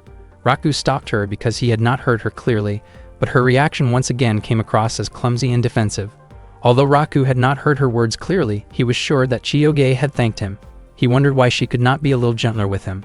As Chitoge walked away, she accidentally noticed Raku's pendant lying on the road. At the same time, Ruri asked Onodera what it was that she liked about Raku. Even though Ruri had been friends with both of them for a long time, she still did not fully understand that part. She admitted that Raku was not a bad person. Onodera found it difficult to put into words why she liked Raku so much. Suddenly, Raku entered the classroom and greeted them. Seeing that, Ruri quickly left so that Raku and Onodera could be alone together. Onodera's face turned bright red from nervousness. Raku was confused about why Ruri had run off so fast. Onodera truly wanted to confess her feelings to Raku, but not in such an abrupt situation. It turned out that Ruri was watching from a distance to make sure Onodera would not run away. Onodera's heart was pounding intensely, and she felt so nervous that she could not bring herself to say anything that day. Raku noticed how red her face was and wondered if she might have a fever. When he instinctively checked her temperature, it only made her feel even more flustered. Raku panicked and offered to take her to the hospital immediately. Onodera tried to calm him down, but Raku was still worried and believed she needed medical attention as soon as possible. Onodera smiled and admitted that this very side of Raku was the reason she had fallen for him. After checking the money in his wallet, Raku decided to buy some medicine, but Onodera gently stopped him by holding his hand. After that, Onodera began to explain that she still could not say it yet. Slowly, she started to express what she had been wanting to tell Raku, but suddenly a baseball flew toward them, startling them both. Raku scolded the students who were playing baseball nearby and immediately went to report the situation to a teacher. Before leaving, he asked what Onodera had been trying to say earlier. Onodera simply smiled and said that it was nothing. After Raku left, Onodera felt deeply disappointed. She had almost managed to confess, but once again, something had gotten in the way. Her heart was still racing as she tried to calm herself down. Meanwhile, Raku thought that Onodera might have been about to confess her feelings to him, since her words had sounded close to a love confession and her face had been so red. However, he quickly dismissed the idea, believing it was impossible for Onodera to like him, and that such a beautiful moment would never really happen. Onodera was walking home when she ran into Ruri, and the two of them decided to head back together. Onodera apologized because, in the end, she was unable to go through with it. Ruri commented that Onodera turned out to be weak, just as she had expected, but she also believed that Onodera had tried her very best. Ruri realized that she herself had been pushing Onodera too hard, and if something like this happened again, then it would be enough for them to simply cherish their friendship as it was. Deep down in her heart, Onodera actually felt relieved that she had not yet confessed her feelings to Raku. Even though she truly wanted to express those feelings, she felt that it was better to keep things this way for the time being. Still, Onodera was certain that someday she would tell Raku how she really felt. Meanwhile, Chitoge brought home Raku's locket that she had found on the street. She did not know what to do with it at first. The locket was clearly very important to Raku, so it seemed like she should return it to him the next day. Chitoge found herself wondering what kind of girl had made such a promise with Raku. She started to question whether Raku might still have feelings for that girl, and she was surprised at herself for even thinking about something like that. In the end, Chitoge decided to return the locket right away. That night, Chitoge visited Raku's house and gave the locket back to him. Raku reacted in a panic when he realized that Chitoge was the one who had found it. He explained that he had only just noticed the locket was missing and had been searching for it everywhere. Thanks to Chitoge, it had finally been found. Hearing this, Ryunosuke also felt relieved and happy that the item Raku had been looking for was safely returned. Chitoge reminded Raku that he should be more careful from now on. Raku wondered when he could have dropped it, since he always wore the locket around his neck. After that, Chitoge excused herself and went home, and Raku thanked her sincerely. Raku never expected that Chitoge could be so kind. He was also surprised to see that the locket's chain, which had been broken before, was now fixed. It turned out that Chitoge had deliberately asked one of her subordinates to repair it. Chitoge did not mind that Raku had not noticed the repair at first. She found it strange that, even though the locket was such a precious item to him, Raku seemed more worried about disappointing the girl connected to his promise. That made Chitoge recall that she too had made a promise when she was little, and the story felt very similar. She remembered the words tied to that promise, which were always in love. One day, Claude called in one of his subordinates and assigned a target along with a mission. He handed over a photo of Raku and explained that Chitoge was currently in a relationship with him. However, Claude was convinced that Chitoge was being deceived and taken advantage of by Raku. Hearing this, the subordinate felt upset at the thought of Princess Chitoge being treated unfairly. Claude went on to describe Raku in an extremely negative way, expressing his strong personal dislike and frustration toward him. He could not accept the idea of Raku being close to Chitoge. Because Claude could not protect Chitoge directly, he entrusted the task to a subordinate he had trained carefully, ordering him to watch over her. In Claude's view, this was the best way to keep Chitoge safe and away from what he believed to be bad influences. The subordinate vowed to protect Princess Chitoge and to prove the promise that had been made 10 years ago. On that day, the students at the school were buzzing about a transfer student. The student had a beautiful face but was wearing a male uniform. Shu shared the rumor with Raku and Chitoge, saying that the transfer student was suspected to be a very handsome boy. Not long after that, Ms. Kyoko arrived and informed the class that there was indeed a new transfer student. The student soon entered the classroom and introduced herself as Shukumi. The students burst into cheers, admiring Shukumi's looks, which reminded them of a fashion model. Ms. Kyoko then asked Shukumi to take a seat in the back of the room. Shu appeared to dislike the newcomer. As Shukumi walked toward her seat, she glanced at Raku with an expression that looked like she was quietly mocking him. Raku did not understand what was going on between them. Chitoge was shocked when she saw Shukumi, and Shukumi suddenly hugged her. Chitoge's face turned bright red, and the surrounding students reacted loudly in excitement. Chitoge quickly pulled away from the hug because so many people were watching. Shukumi was deeply moved to be able to meet Chitoge again. During the school break, Shukumi apologized to Chitoge for her earlier behavior. She explained that Claude had ordered her to stay close to Chitoge and keep an eye on her. Chitoge asked why Shukumi was wearing that kind of uniform, and Shukumi admitted that she had trouble finding the proper school uniform. At the same time, Shu asked Raku the same question, and Raku immediately repeated what Shukumi had just explained. Shukumi revealed that she already knew about Chitoge having a new boyfriend and asked to be introduced to him. Chitoge then called Raku over and introduced him to Shukumi. Raku forced a smile and tried to act friendly. Shukumi said that she had heard many things about Raku and believed that he was someone reliable. Raku felt confused, since Shukumi was connected to the mafia yet looked completely ordinary and harmless. Shukumi formally introduced herself and mentioned that she and Chitoge had been friends since childhood. She also admitted that she had been thinking about Chitoge a lot lately. Without thinking, Raku accidentally referred to Chitoge using a teasing nickname. Chitoge quickly tried to cover his mouth and brushed it off as a joke. Raku felt puzzled, since Chitoge had previously claimed that she did not have any close friends. When lunchtime arrived, Shukumi tried to take care of Chitoge by offering her food, but Chitoge refused. Shukumi kept persuading her, recalling how they used to share meals when they were younger. Chitoge became irritated and asked Shukumi to behave more appropriately. Shukumi even brought Chitoge her favorite assam tea. She simply smiled and commented that Chitoge had become even more beautiful. Raku watched all of this in confusion, while Shu asked him if he was really okay, since his rival seemed quite strong. Chitoge finally snapped at Shukumi and told her to stop pampering her so much.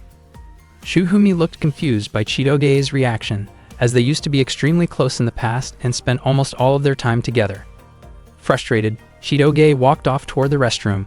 Soon after that, Shukumi asked Raku to talk with her privately.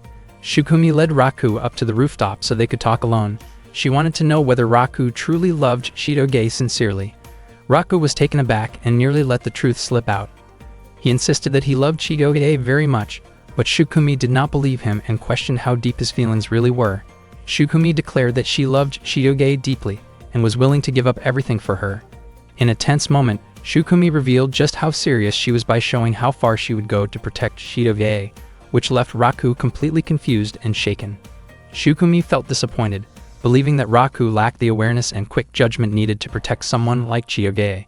She became convinced that someone like Raku would never be able to keep Chitoge safe.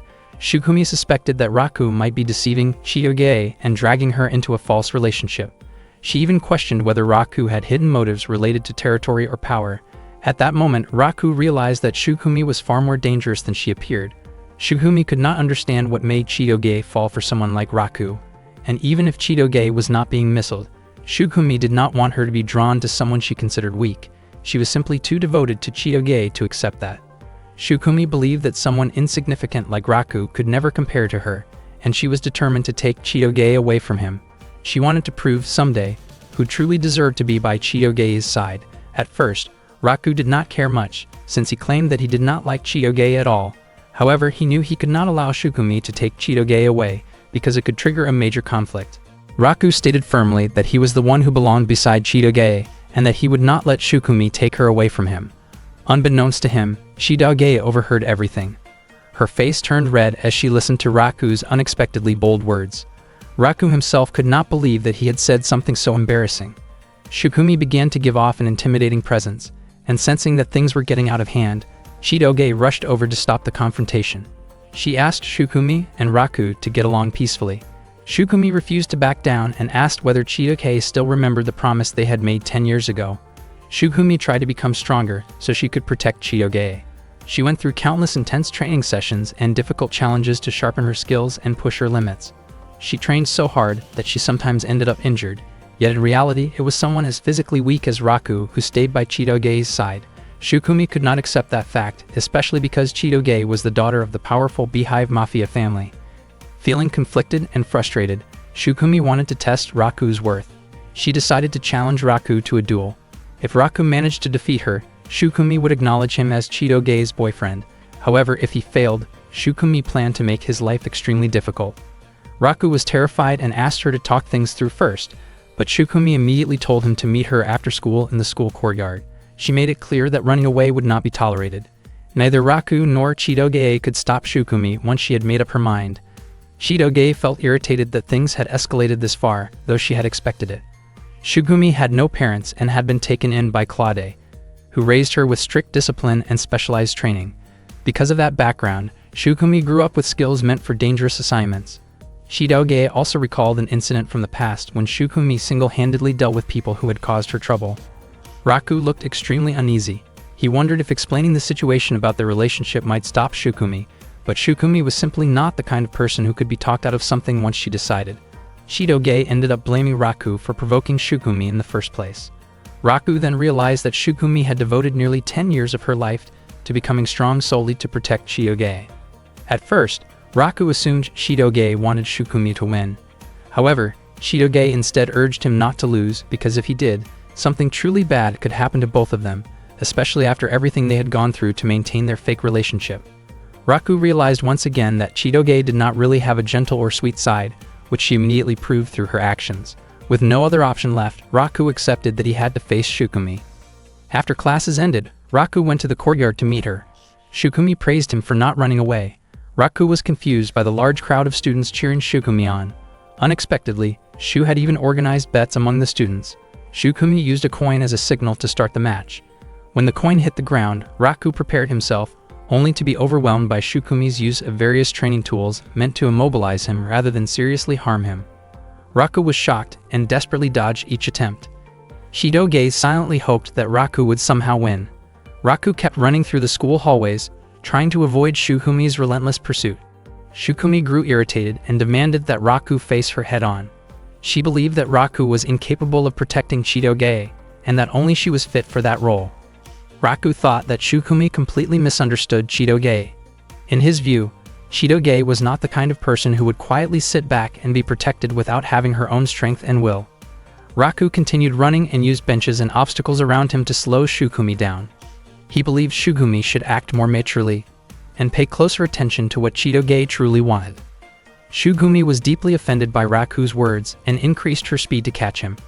Raku panicked as he saw how furious she had become. With no time left to think, he jumped out of a window. Shukumi followed immediately, but Raku had planned his move carefully and landed in the swimming pool below. He believed that the water would give him the advantage. When students heard the splash, they rushed over in concern. Raku managed to pull Shukumi to the edge of the pool. He felt relieved that his plan had worked, as Shukumi had lost consciousness from exhaustion. Unsure what to do next and worried about what might happen as she woke up, Raku started shivering from the cold and decided to change his clothes. He brought Shukumi to the locker room so she would not be left unattended. As Raku tried to help her dry off and remove her soaked outer clothing in a non-intrusive way, Shukumi suddenly woke up, startling him. At that moment, Raku finally realized that Shukumi was actually a girl, something he had never noticed before because she always wore a male school uniform. Shukumi became visibly embarrassed, and Raku was left in disbelief. Suddenly, the voices of other students calling out for Raku echoed nearby. Panicking, Raku hurriedly stepped back and urged Shukumi to put her clothes back on herself. When Chitoge opened the locker room door moments later, she found no one inside, even though she was certain she had heard voices coming from there earlier. Raku and Shukumi were hiding inside a locker. Raku had no other choice because the situation outside had become critical. Their bodies were pressed close together in the tight space. Before long, some students who had already checked the girls' locker room began asking why Chitoge had told them to search there. Chitoge explained that Shukumi was actually a girl, and the students immediately reacted in shock upon hearing that. Shukumi had never expected that Raku thought she was a boy. She herself did not understand why she was always assumed to be male. Raku asked why Shukumi wore a boy's uniform, and she explained that it allowed her to move more easily and act faster whenever necessary. Raku apologized for only realizing the truth now and admitted that the duel earlier should not have happened in the first place. Shukumi felt miserable about losing to someone she considered beneath her, and she believed she could not face Chitoge in such a state. Her expression looked unusually sad and different from before, especially since Raku had only just realized that Shukumi was a girl. Being stuck in such a narrow space with their bodies so close made Raku's thoughts spiral, but he tried to calm himself and focus on thinking about Onodera instead. He became so flustered that he even struck his own face to snap himself back to reality. Shukumi then revealed that she had been an abandoned child and was adopted by Claude. The name Shukumi had been given to her by Claude, and for reasons she could not explain, Claude had believed she was a boy. Even after 10 years had passed, Claude still had not realized that Shukumi was actually a girl. Shukumi did not mind this misunderstanding, because her mission was to protect Chitoge. She had long since cast aside her femininity and trained herself to be strong enough to stand against any man. She could not imagine what she would do if she ever failed to protect Chitoge. Raku felt that this burden must have been incredibly heavy for Shukumi, especially since she was actually kind and gentle by nature. Shukumi's face turned red when Raku described her that way, particularly because no one had ever said such things about her before. Suddenly, Chitoge opened the locker. She was irritated and struck Raku in frustration. It was then that Chitoge realized Raku had also believed Shukumi was a boy. Chitoge asked about the duel earlier, and Shukumi immediately insisted that she had not truly lost. From the beginning, the duel had been meant to test whether Raku was capable of protecting Chitoge, so Shukumi considered the match invalid.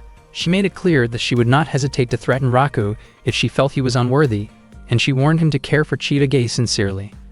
Shu arrived soon after and told Raku to write a letter of apology for using the swimming pool without permission. After Raku left, Shukumi admitted to Chitoge that she had been completely defeated. She also mentioned that Raku had told her Chitoge was not someone who simply sat quietly while being protected by others. Shukumi acknowledged that although many people worried about Chitoge, she herself was energetic, strong-willed, and truly unique. Even at that moment, Shukumi still wondered why everyone continued to mistake her for a boy. Chitoge then gave Shukumi a girl's uniform, and all the students were stunned when they saw her. Shukumi looked embarrassed by her appearance. Chitoge was confident that the outfit suited her and made her look cute, and she encouraged Shukumi to keep dressing that way since she was a girl. Shukumi responded that appearances did not matter to her, because she had come to protect Chitoge and to fulfill a promise she had made long ago. Chitoge had completely forgotten about that promise. She tried hard to remember, but nothing came to mind. Shukumi explained that the promise had been made when they first met as children, during a moment when they were spending time together at a bathing area with proper supervision. At that time, Shukumi had promised to become someone who would always protect Chitoge.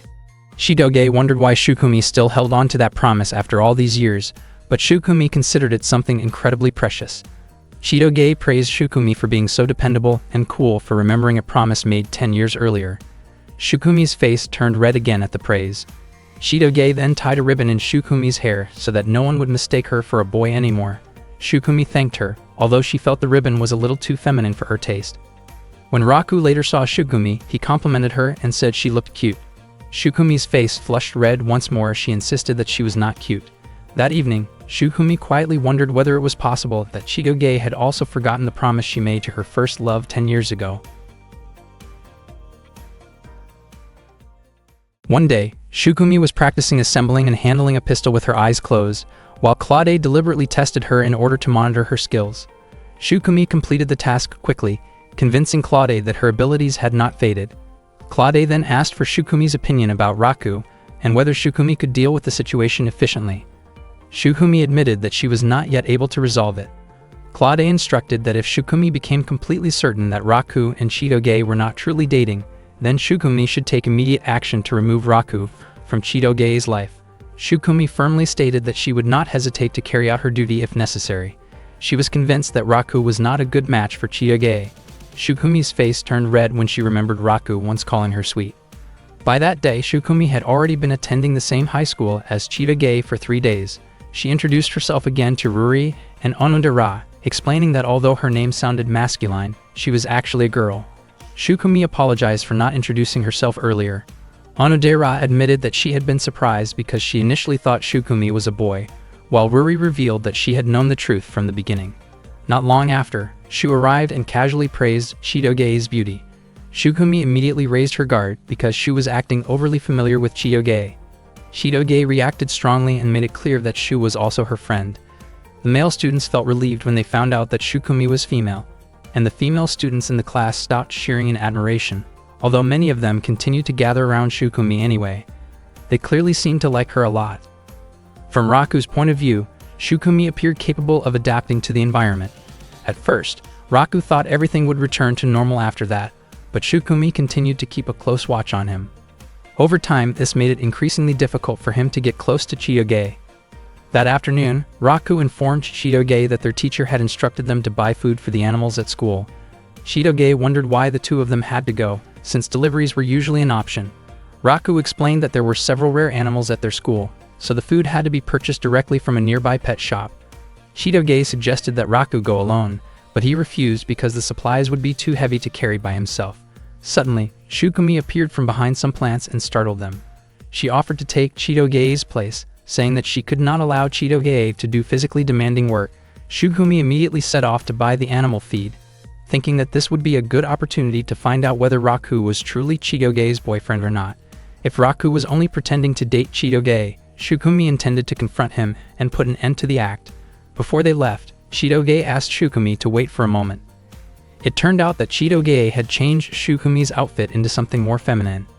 In the middle of the crowd, people kept staring at Shukumi, making her feel extremely embarrassed. Chitoge had intentionally altered Shukumi's appearance so she would not be mistaken for a boy, especially since Chitoge had also removed all of Shukumi's weapons. Shukumi felt deeply self-conscious about her feminine look as it drew so much attention. She wondered if she looked strange dressed like that. Raku commented that the outfit suited Shukumi well.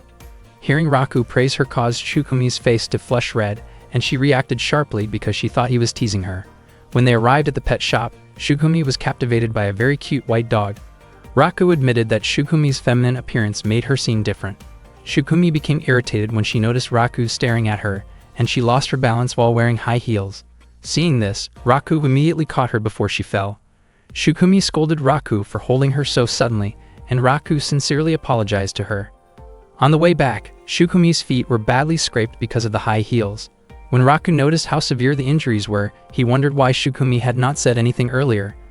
Shukumi believed that if she could not endure minor pain, she could not truly call herself Chitoge's bodyguard. Raku thought that enduring pain in silence was not a wise thing to do. With no other option, he carried Shukumi on his back. Shukumi was shocked and asked to be put down, insisting that she could walk on her own. Raku refused, saying that he could not simply leave her like that, and he asked her to stay quiet and let him help.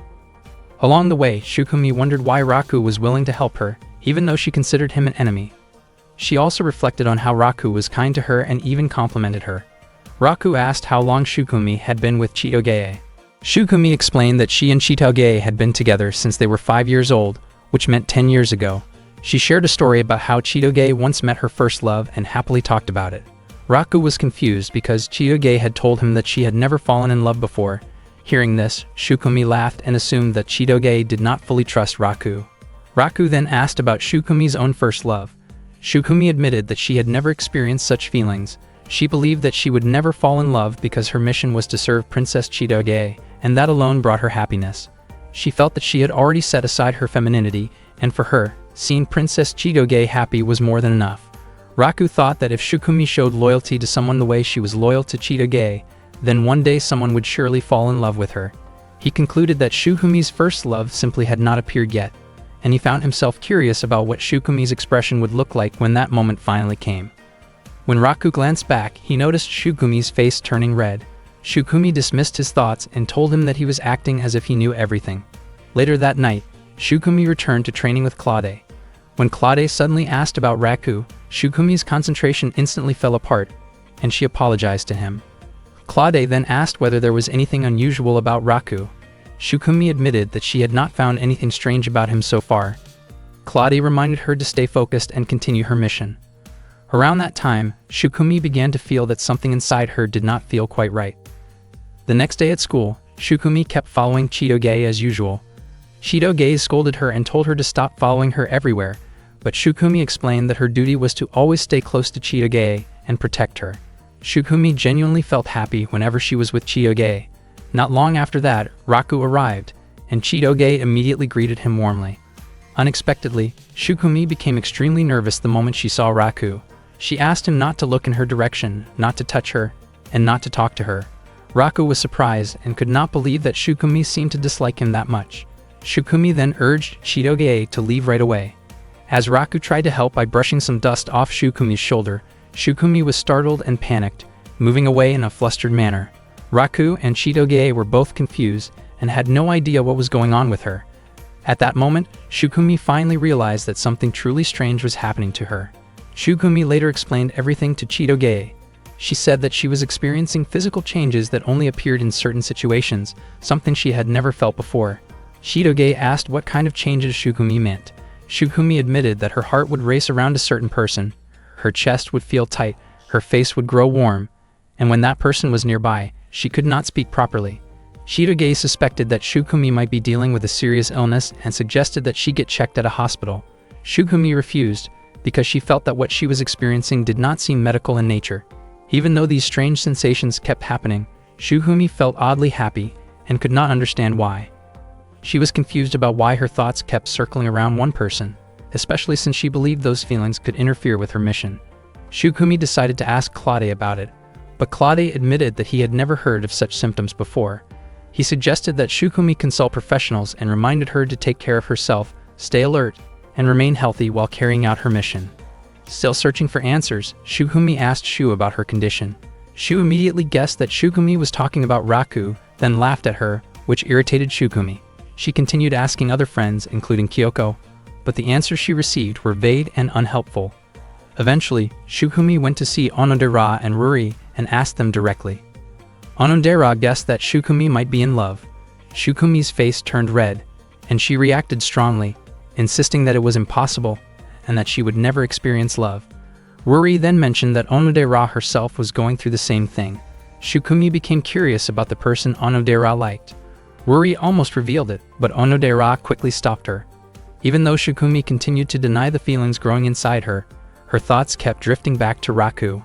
She realized that Raku was Chitoge's boyfriend, and as Chitoge's protector, she believed she should never have feelings for him. Shukumi tried desperately to push those feelings away, growing increasingly frustrated with herself. Her inner turmoil drew the attention of nearby students. Raku noticed her distress and asked what was wrong. Startled by his sudden presence, Shukumi reacted reflexively and pushed him away before quickly leaving the area. Raku was left confused, unable to understand why Shukumi acted that way. Shukumi later sat alone on a park bench, feeling exhausted and unsure of how she could properly protect Chitoge while feeling so conflicted. She felt completely lost. Chitoge came over and brought her a drink, then asked whether Shukumi had gained any clarity. Shukumi mentioned that people kept saying she was in love. Chitoge said that idea made sense, because Shukumi's symptoms matched what people often experienced when they fell in love. Shukumi asked whether Chitoge felt the same way. Chitoge admitted that she had never really felt what falling in love was like. Shukumi found that strange and pointed out that Chitoge had a boyfriend. Chitoge quickly corrected herself, surprised at how careless she had been with her words. Shukumi then brought up Chitoge's first love from 10 years ago. At first, Chitoge did not understand what Shukumi meant. Moments later, she suddenly realized what Shukumi was referring to and wondered why she had forgotten about it for so long. Shukumi laughed and mentioned that Chitoge used to sneak out of the house back then to meet a boy. Chitoge was certain that the boy was the one who had made a promise with her 10 years ago, but she could not remember what that promise was. She also admitted that she could not recall his face or even his name. Shukumi could not remember him clearly either, but she remembered how deeply and romantically Chitoge had fallen in love at the time, believing that Chitoge had loved him with all her heart. Chitoge looked extremely embarrassed and admitted that she truly did like that boy back then. After that, Chitoge suggested that they return to discussing the strange symptoms Shukumi was experiencing. Shukumi shared a story about the first time her heart started pounding when someone was close to her. Right at that moment, Raku suddenly appeared nearby and casually mentioned that what she was feeling sounded like a sign of falling in love. Shukumi was caught completely off guard and reacted on instinct, aggressively aiming her weapon toward Raku before anyone could stop her. The situation quickly settled down, but it left Chitoge lost in thought, wondering whether she herself had ever felt the same kind of feeling in the past. Chitoge was convinced that the boy from back then probably did not remember anything about the promise they once made. Still, she could not ignore the fact that Raku continued to hold on to a promise from 10 years ago. Driven by curiosity, Shitoge tried to look for an object or keepsake that might help her remember. She opened her closet, which was filled with all kinds of belongings, and eventually came across an old diary. She found it strange that the diary was written in Japanese and began to wonder if she had once lived in Japan. She slowly flipped through the pages. An entry dated July 30 said that Chitoge could hardly wait for the next day so she could play again with the boy who was her first love. Another entry on August 2 described something frightening that happened while she was playing on a mountain slope. A large dog suddenly rushed toward her, and she twisted her ankle, leaving her unable to run. Fortunately, the boy came to her rescue, and she remembered feeling incredibly relieved and happy afterward. At that moment, Shitoge clearly recalled being attacked by a stray dog on the mountain and how the boy had ended up with a scrape on his forehead. Back then, she stayed by his side the entire time, waiting for him to recover. The entry from August 5 mentioned that the boy still had a scar, but his condition had improved, and they promised to go out and play together again. On August 9, Shitoge wrote about spending another joyful day playing with him, feeling truly happy. The August 12 entry described them playing by the river and catching a big fish together. Then, on August 15, Shitoge slipped between some rocks, but once again, the boy rushed over to help her. He always showed up whenever Chitoge cried. On August 18, she wrote about how happy she was simply because she got to spend the day playing with him. Reading all of this, Chitoge was surprised by just how happy she had been during that time. She had always believed she had never experienced love, yet it turned out she had felt it when she was still a child. This realization made her even more curious about what kind of boy he had been. On August 21, she had even written that she would be willing to marry him someday. That diary also contained an entry about the day they had to part ways.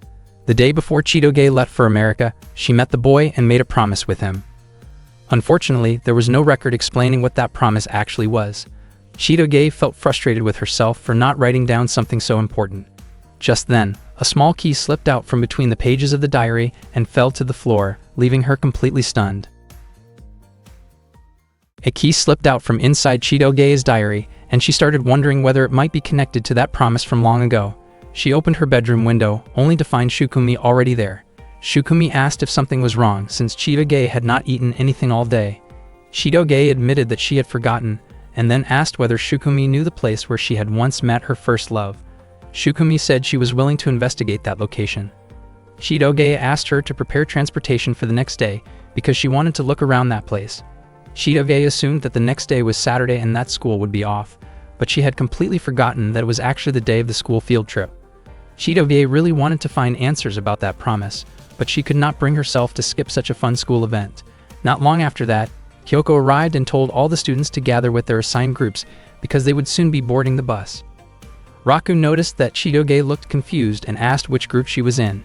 He then realized that Chitoge must have fallen asleep the day before during the group assignments. Each group consisted of 6 students. Raku's group included Shukumi, Chitoge, Raku himself, Onodera, Ruri, and Shu. At the time, Raku and everyone else in the group except Shu were seated in the back row of the bus. Raku ended up sitting in the middle, squeezed tightly between others, and he was convinced that Shu had planned it on purpose. All the male students stared at Raku with obvious jealousy because he was sitting right next to several beautiful girls. Raku's heart was pounding because his shoulder kept pressing against Onodera's, and he worried that she might hear how fast his heart was beating. Meanwhile, Onodera's face turned red as well, and she worried that Raku might notice her own racing heartbeat. Ruri looked for opportunities to nudge Onodera closer to Raku whenever the bus went around a corner, causing their bodies to press together. Onodera scolded Ruri for pushing her on purpose. Shukumi pointed out that Raku was overreacting because he kept leaning too close to Chitoge. When Ruri pushed Onodera again, Raku lost his balance and nearly fell over. Shukumi quickly stepped in and firmly stopped things before anyone got hurt. The same kind of chaos happened at every turn along the road, repeating dozens of times throughout the trip. Once they arrived at the field trip location, Shu proudly asked whether the bus seating arrangement he planned had been exciting. Raku admitted that the plan had been effective, even though he was clearly exhausted by it. Onodera hoped that she had not caused Raku any trouble, while she lightly scolded Ruri for earlier antics that had left her feeling embarrassed. Kyoko then arrived and explained that the students' task for the day was to cook rice and make curry. Shukumi asked Onodera and Ruri to gather firewood. Chitoge was extremely excited because it was her first time staying overnight on a school field trip. Although she still wanted answers about her first love, she decided to focus on enjoying herself for now. Raku noticed how genuinely happy Chitoge looked as she took in the experience. Even so, Shidoge could not stop thinking about the boy who had made that promise with her 10 years ago. She was certain that he had a scar on his forehead, and that detail felt like her only clue. At the same time, Raku was also thinking about the person who had made a promise with him in the past, and he still did not understand the purpose of Onodera's key. Shidoge returned carrying hot water, but she tripped and accidentally spilled it onto Raku's head. She quickly apologized. Raku looked annoyed and reminded her to be more careful. As Raku brushed his hair aside, Shidoge froze when she noticed a scar on his forehead that looked exactly like the one she remembered from her childhood. She asked about it, and Raku explained that he had had the scar since he was little, although he could not remember how he got it. He guessed that it might have been caused by one of his old pets. Shidoge immediately thought of the boy who had once saved her from a dangerous dog. She was not fully convinced that Raku was that boy, but she also noticed that he carried a key-shaped pendant, just like the one tied to the promise from 10 years ago. Raku asked why Shidoge suddenly seemed so distracted. Shidoge brushed it off and hurried away. Raku was completely puzzled by her behavior. Meanwhile, Shidoge convinced herself that Raku could not be connected to her childhood memories. After finishing their tasks, Raku and his friends went into their lodging rooms. They were thrilled to see how spacious the accommodations were. Shu became overly emotional when he noticed that a sliding door separated the boys' and girls' rooms, joking that it almost felt like they were all staying in one room. Ruri immediately told Shu that he could sleep on the porch or in the hallway instead. Raku's face turned red when he realized that he would be sharing a room with Onodera, and just imagining it made him nervous. Onodera mentioned that the hotel had a hot spring bath, and invited everyone to go together later. Raku became flustered the moment he heard that. Shidoge could not wait to try the hot spring, while Shugumi looked uneasy since she was not used to bathing with a large group. Raku reflected that Shidoge had been acting strangely earlier, but he concluded that he was probably just worrying too much. Shu suggested playing card games together and proposed adding penalties to make things more exciting. At first, his ideas crossed the line, so Ruri immediately shut him down. In the end, Shu suggested that the penalty should be sharing innocent stories about first crushes, and Ruri agreed. Raku and the others were shocked and suddenly very tense. Talking about first love made everyone nervous, and they all became determined not to lose the game. As soon as the game began, Raku commented that Shidoge looked pale, but she insisted that she was fine. Raku thought that this probably was not the right moment to worry about other people. Onodera's face lit up with excitement when she drew her card, and Raku was convinced that she must have picked up the Joker. When it was Raku's turn to take a card from Onodera's hand, her expression kept changing every time his fingers brushed against the cards. Raku admitted to himself that Onodera's expression looked incredibly sweet. Because of that, he was able to guess which card in Onodera's hand was the Joker. After that, it was Chiyoge's turn to draw a card from Raku's hand. She showed an adorable expression while choosing, and Raku felt sure that she did not want to lose. He suggested that she should probably keep a straight face instead. The game continued until only Raku and Chiyoge were left for the final round. Everyone else who had already finished felt relieved that they had avoided the punishment. Raku could tell where the Joker was just by looking at Chiyoge's expressions. He felt annoyed, because even though he knew he would win, he somehow ended up looking cowardly. When Chiyoge took a card for her turn, Hyoko suddenly showed up and scolded them for not leaving the room. At that moment, Chiyoge ended up drawing the Joker and lost, but thankfully the punishment was ultimately not carried out. The students then enjoyed their meal together. After they finished eating, Shu invited Raku to go take a bath, but Raku was convinced that Shu was really trying to drag him along to sneak a look at the girls. Shu denied it, explaining that the bathing times for boys and girls were different. Not long after that, Kyoko informed them that there was a phone call for Raku. Without any suspicion, Raku immediately walked to the front desk to answer it. At the same time, Claude followed behind Raku, and Chiyoge noticed him. She became curious about what Claude was doing there and hoped that he would not cause any trouble. Onodera then called out to Chiyoge, inviting her to go take a bath together. When Raku arrived at the front desk, it turned out that there was no call for him. He then headed toward the men's bath, but Claude secretly switched the curtain signs so that it became the women's bath instead. Claude did this on purpose to mess with Raku. Raku found it strange that the bath area was so quiet and thought that maybe he was the last one to use it. While soaking, he casually thought about how interesting it might be to hear about Onodera's first love someday. Suddenly, someone jumped into the pool, startling him. Raku reacted in surprise, only to realize that it was actually Chiyoge. They stared at each other, both equally shocked. Chiyoge scolded Raku for being in the women's bath, while Raku was convinced that he had entered the correct place. Chiyoge quickly realized that this must have been Claude's doing. Raku could not understand how Claude had even managed to come along to the inn. Shidoge forgave Raku for the incident, knowing that it was all Claude's fault, and urged him to leave right away before anyone else arrived. She tried to keep him from staring and hurried him along. Unfortunately, before Raku could get away, Onodera and the others showed up.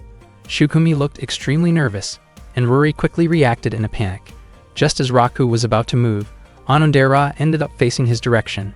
Meanwhile, Claude confidently believed that his plan had succeeded and that Raku would be labeled as a serious troublemaker.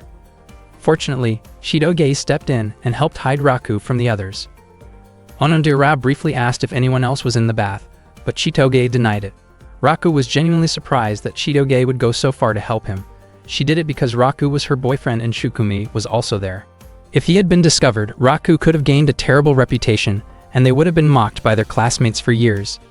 Shidoge urged Raku to quickly think of an escape route. He could not leave through the main entrance because Onodera and the others were there, and the fence was far too high to climb. Raku then hurried toward a staff-only exit. Meanwhile, Onodera, Shukumi, and Ruri were rinsing off in the wash area. Shukumi became flustered because she was not used to the situation, and her reactions drew attention. At the same time, Shu and the other boys were lingering nearby, reacting to the commotion and wondering why Raku was taking so long to join them. Raku continued struggling to reach the staff door. When Shukumi and the others came out, Shidoge deliberately distracted them. Raku felt deeply grateful for Shidoge's help. Unfortunately, just as he was about to slip through the door, Hyoko and other students arrived instead. In the end, Raku decided that the safest option was to stay hidden until everyone had finished bathing.